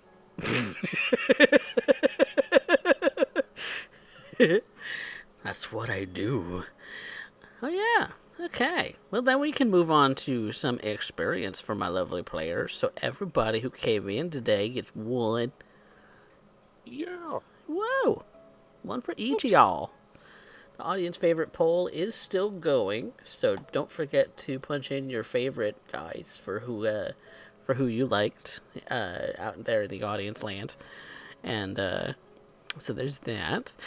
Then we decide between the players who moved the plot, who had the best scene, and who had the best line. So, plot mover. Who is that?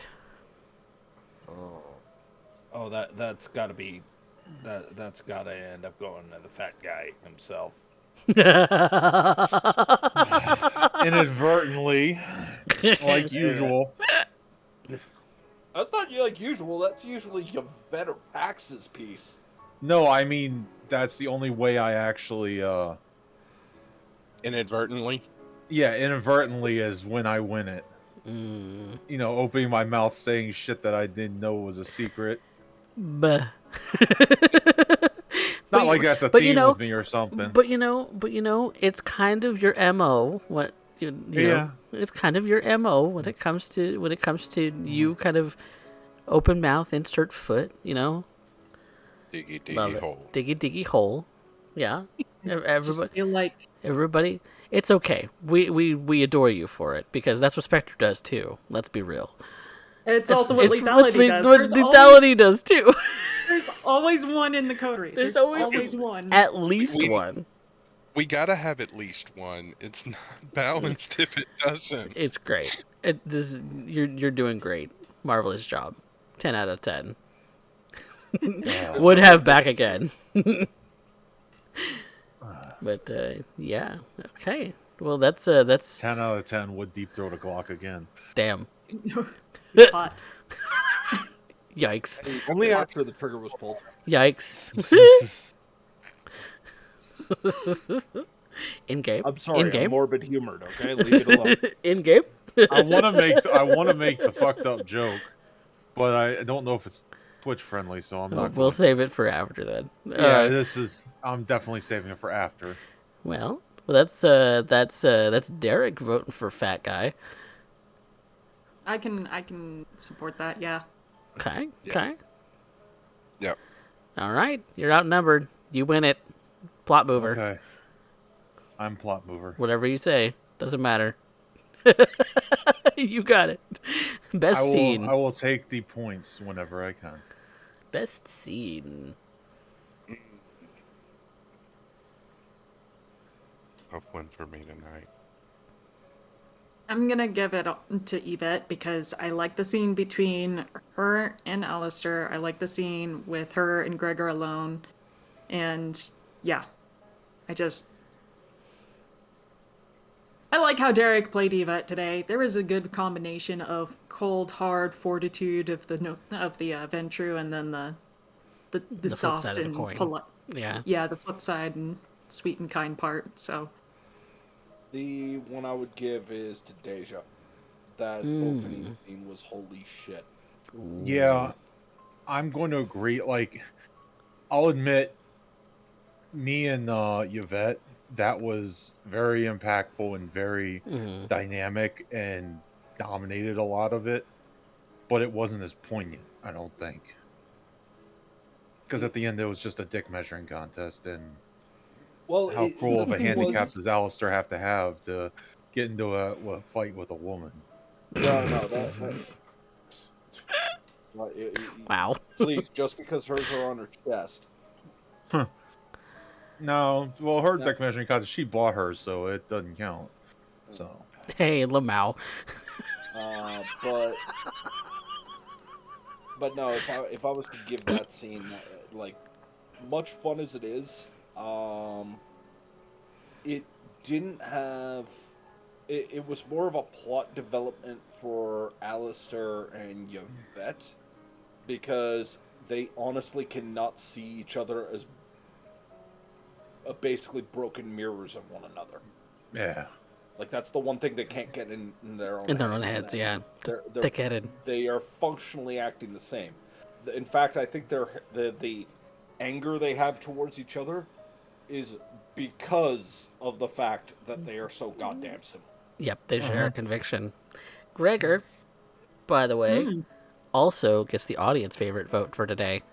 There you go. Oh, wow! Audience loved you. Yay! Thank you, audience. Aye. But best scene, Derek was Deja. saying Deja. Okay, for Fatty for Deja. Well, I'm gonna agree because, like I Deja. said, I'm torn between that. I was torn between that scene with Yvette, Alistair, but that opening with Deja and finally getting to show some of what it is that makes Deja who she is. I'm a little biased because I played a character in that scene. But I'm not gonna lie, but that of But I all the don't- scenes tonight really hit me, and it has stuck with Deja the whole game. scene. Yeah, the whole game. All right. I think that's 3 people for Deja. So Deja, you get it. Yeah. Best I'll take it. line. No one's going to agree with me, but I'm going to end up throwing it out there anyway. Mm. I'm going to end up giving it to Douglas. Hmm. And for what is going to be argued as the stupidest reason. Oh? Yep. Because he respectfully ended up referring to Yvette as Miss LaCroix. The presentation of that feeds very much into her venture tendencies. Ooh. And you saw, like, immediately, like, Yvette just melts at that point. Like, all harshness just goes away. Hey, I called her And- Miss LaCroix and I got a Glock in my mouth. Damn. And you also end up mentioning her wedding to the Nosferatu. Yeah, there is Which, that. you know, like, puts her hurt at risk. And, yeah, Yvette ain't having none of that. Nope. Yeah. Yvette don't like when you start messing with her food sources Her love interest, I mean, and love either or. interest. You know, depends on the flavor of the day. That was a horrible pun. That was a horrible pun. Oh my god, you didn't even realize you made a pun, did you? No, I did, sort of, Okay. sort of. You know, I after the fact, sort of. Yeah. Did you only just get it? Yes.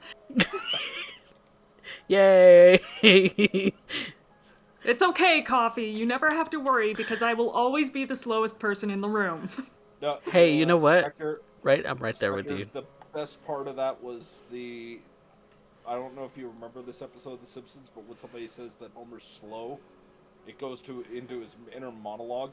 And by the time he takes exception to it, the game's already over. The poker game's already over. Everybody's already gone home, and then he says something aloud in protest. Meanwhile, Lenny is going like, "You're still here, Homer? God, you are slow. Ah, you called me slow again." Started going inner monologue again. Bro. Before he could go too far. It's like, Bro, you have no idea how many times that was me in high school. Where it's like, And somebody says something, I want to make a response, and by the time I actually have what I want to say, the topic's already shifted. So, that was me in high school. Yes. But yes, the best line. Any other contenders? I'm head empty at this point. Head empty. I think I liked when Deja was walking out of the Don's office. Son of a bitch, am I the only one that knows Daddy's dead? I don't know good. why, but that made me laugh. Hmm. And, like, internally, and just like, oh, son of a bitch, that's good. Oh, wow. Deciding factor. What do you think, Specs? I think I want the extra experience because I actually have things I want to spend experience on. Ooh. So, Specs is being a little biased. I'll give it to Specs. I'll concede. I don't care. All right. To Gregor it is. So, speaking of expenditures, what you doing, my friend? I'm saving up because I need to talk specifically with Derek. And formulate plans with him because my next desire is to repay my boon to Yvette. Oh, okay. Okay. Oh, So there's going to be some speaking of- out-of-character talk. You can always do some of that in our coterie chat. Yep. My goal is it's something that's going to be in line with Yvette's needs and also still further build up with the plans. The plans. Okay. But Okay. Gregor owes her one, so. Oh my god. Speaking of expenditures, can I buy that specialty that we Ooh. were talking about last week? Remind me again what specialty that was, because I am a dumb head empty. I had to get science for Yvette to have the ability to have explosives. Ooh. Yes. It's crafting, Okay. and So you want to take a specialty in explosives building? Yes. Okay. Kitchen Well, we're on the explosives. list now. Deja is looking to make some kitchen explosives. You're well done. She has the knowledge. She grew up knowing how to do it. Well, Yep. Fair enough. Valid point. Not to mention she was in the military for a hot second, so. she was EOD, so Mm-hmm. that's going to be. Any other expenditures, my friends? Not till next episode. Not till next episode. All right. Any from Derek or no? Derek? Oh, Derek? oh, there we go. Oh. Expenditures or nah? I only got 1 XP this session. Oh, okay. I know that's unusual, but I didn't realize you didn't But- have that but- much. That you'd been well, you have spending to it. remember, last week I ended up spending it to get my 3rd dot in subterfuge. Right. Right. That's right. So now she actually has a decent dice pool for hunting. Yeah, because you've been saving up for that. So, well, that concludes all of the after session bullshit. So, why don't we do some shout outs? Mr. Fat Man. Yes. What you doing? What you got coming up? Well, I've been streaming as much as I can, but I think Sunday I'm going to do a follower-a-thon for my birthday. Ooh, And happy birthday, by the way. any thank you. And any followers or subs will definitely lengthen the time of the stream. Ooh, And I'm hoping that people will just come and hang out. nice, nice. What you planning on playing? What's on the list? So I'm going to probably play some Dead by Daylight, but I think I'm also going to start in on, depending how long it goes, the Arkham series. Ooh, So let's like start Arkham off with Asylum? Yeah, I'm start off with Arkham Asylum. Yes. Hell yeah, yeah. So- That sounds like a fun follower-a-thon / subathon game lineup. Obviously, Dead by Daylight's like your staple, and Yeah, that's my go-to kill some time game. yeah, because doing a stream, especially if you get one long enough, doing the same game for the 8 hours, 9 hours, 10 hours, however long you're going, that's gonna be rough. But yeah, having a backup list is definitely good. Then we have our good friend Macabre Derek doing spooky season over on his channel. What you got going on? I am currently here going to be getting ready to actually do a commission for CoffeeCat, celebrating the years we've been playing VtM by, well, drawing his first VtM character and their sire, Mouse and Gutter. We're Yeah. going to be focusing on that. I am taking commissions throughout the entirety of October Yep. at a discount for all horror-related illustrations. So rather than my usual $15 an hour, I'm dropping it down to 10. So as that sale is going on. And I also end up running Edmonton by Night Blood Sands, which is soon to be coming to a close, as you all know. Only a handful of sessions left. And I also run a Vampire the Masquerade and occasionally Battletech workshop on Mondays. Most of this can be found at 7 o'clock Central Standard Time. Have to apologize, got a little bit of the hiccups right now. But at that current point, that's what I got going on right now, and I'm going to end up wishing you all the best. Thank you very much for joining us in this broadcast tonight. Yes. Derek is definitely the master of the spooky scary, so definitely give him your love and your money for spooky scary commissions, because he does them very good. So I will shill for that man every day. But that being said, I need to do some shilling for my own channel. So if you're here on Twitch, thank you guys so much for watching. We certainly do appreciate all of you who come by and watch us live for the long hours that we are here. Kind of just gonna go down the list a little bit of the followers that we had coming up today was Typhonius, Starheart, and Figment Collective.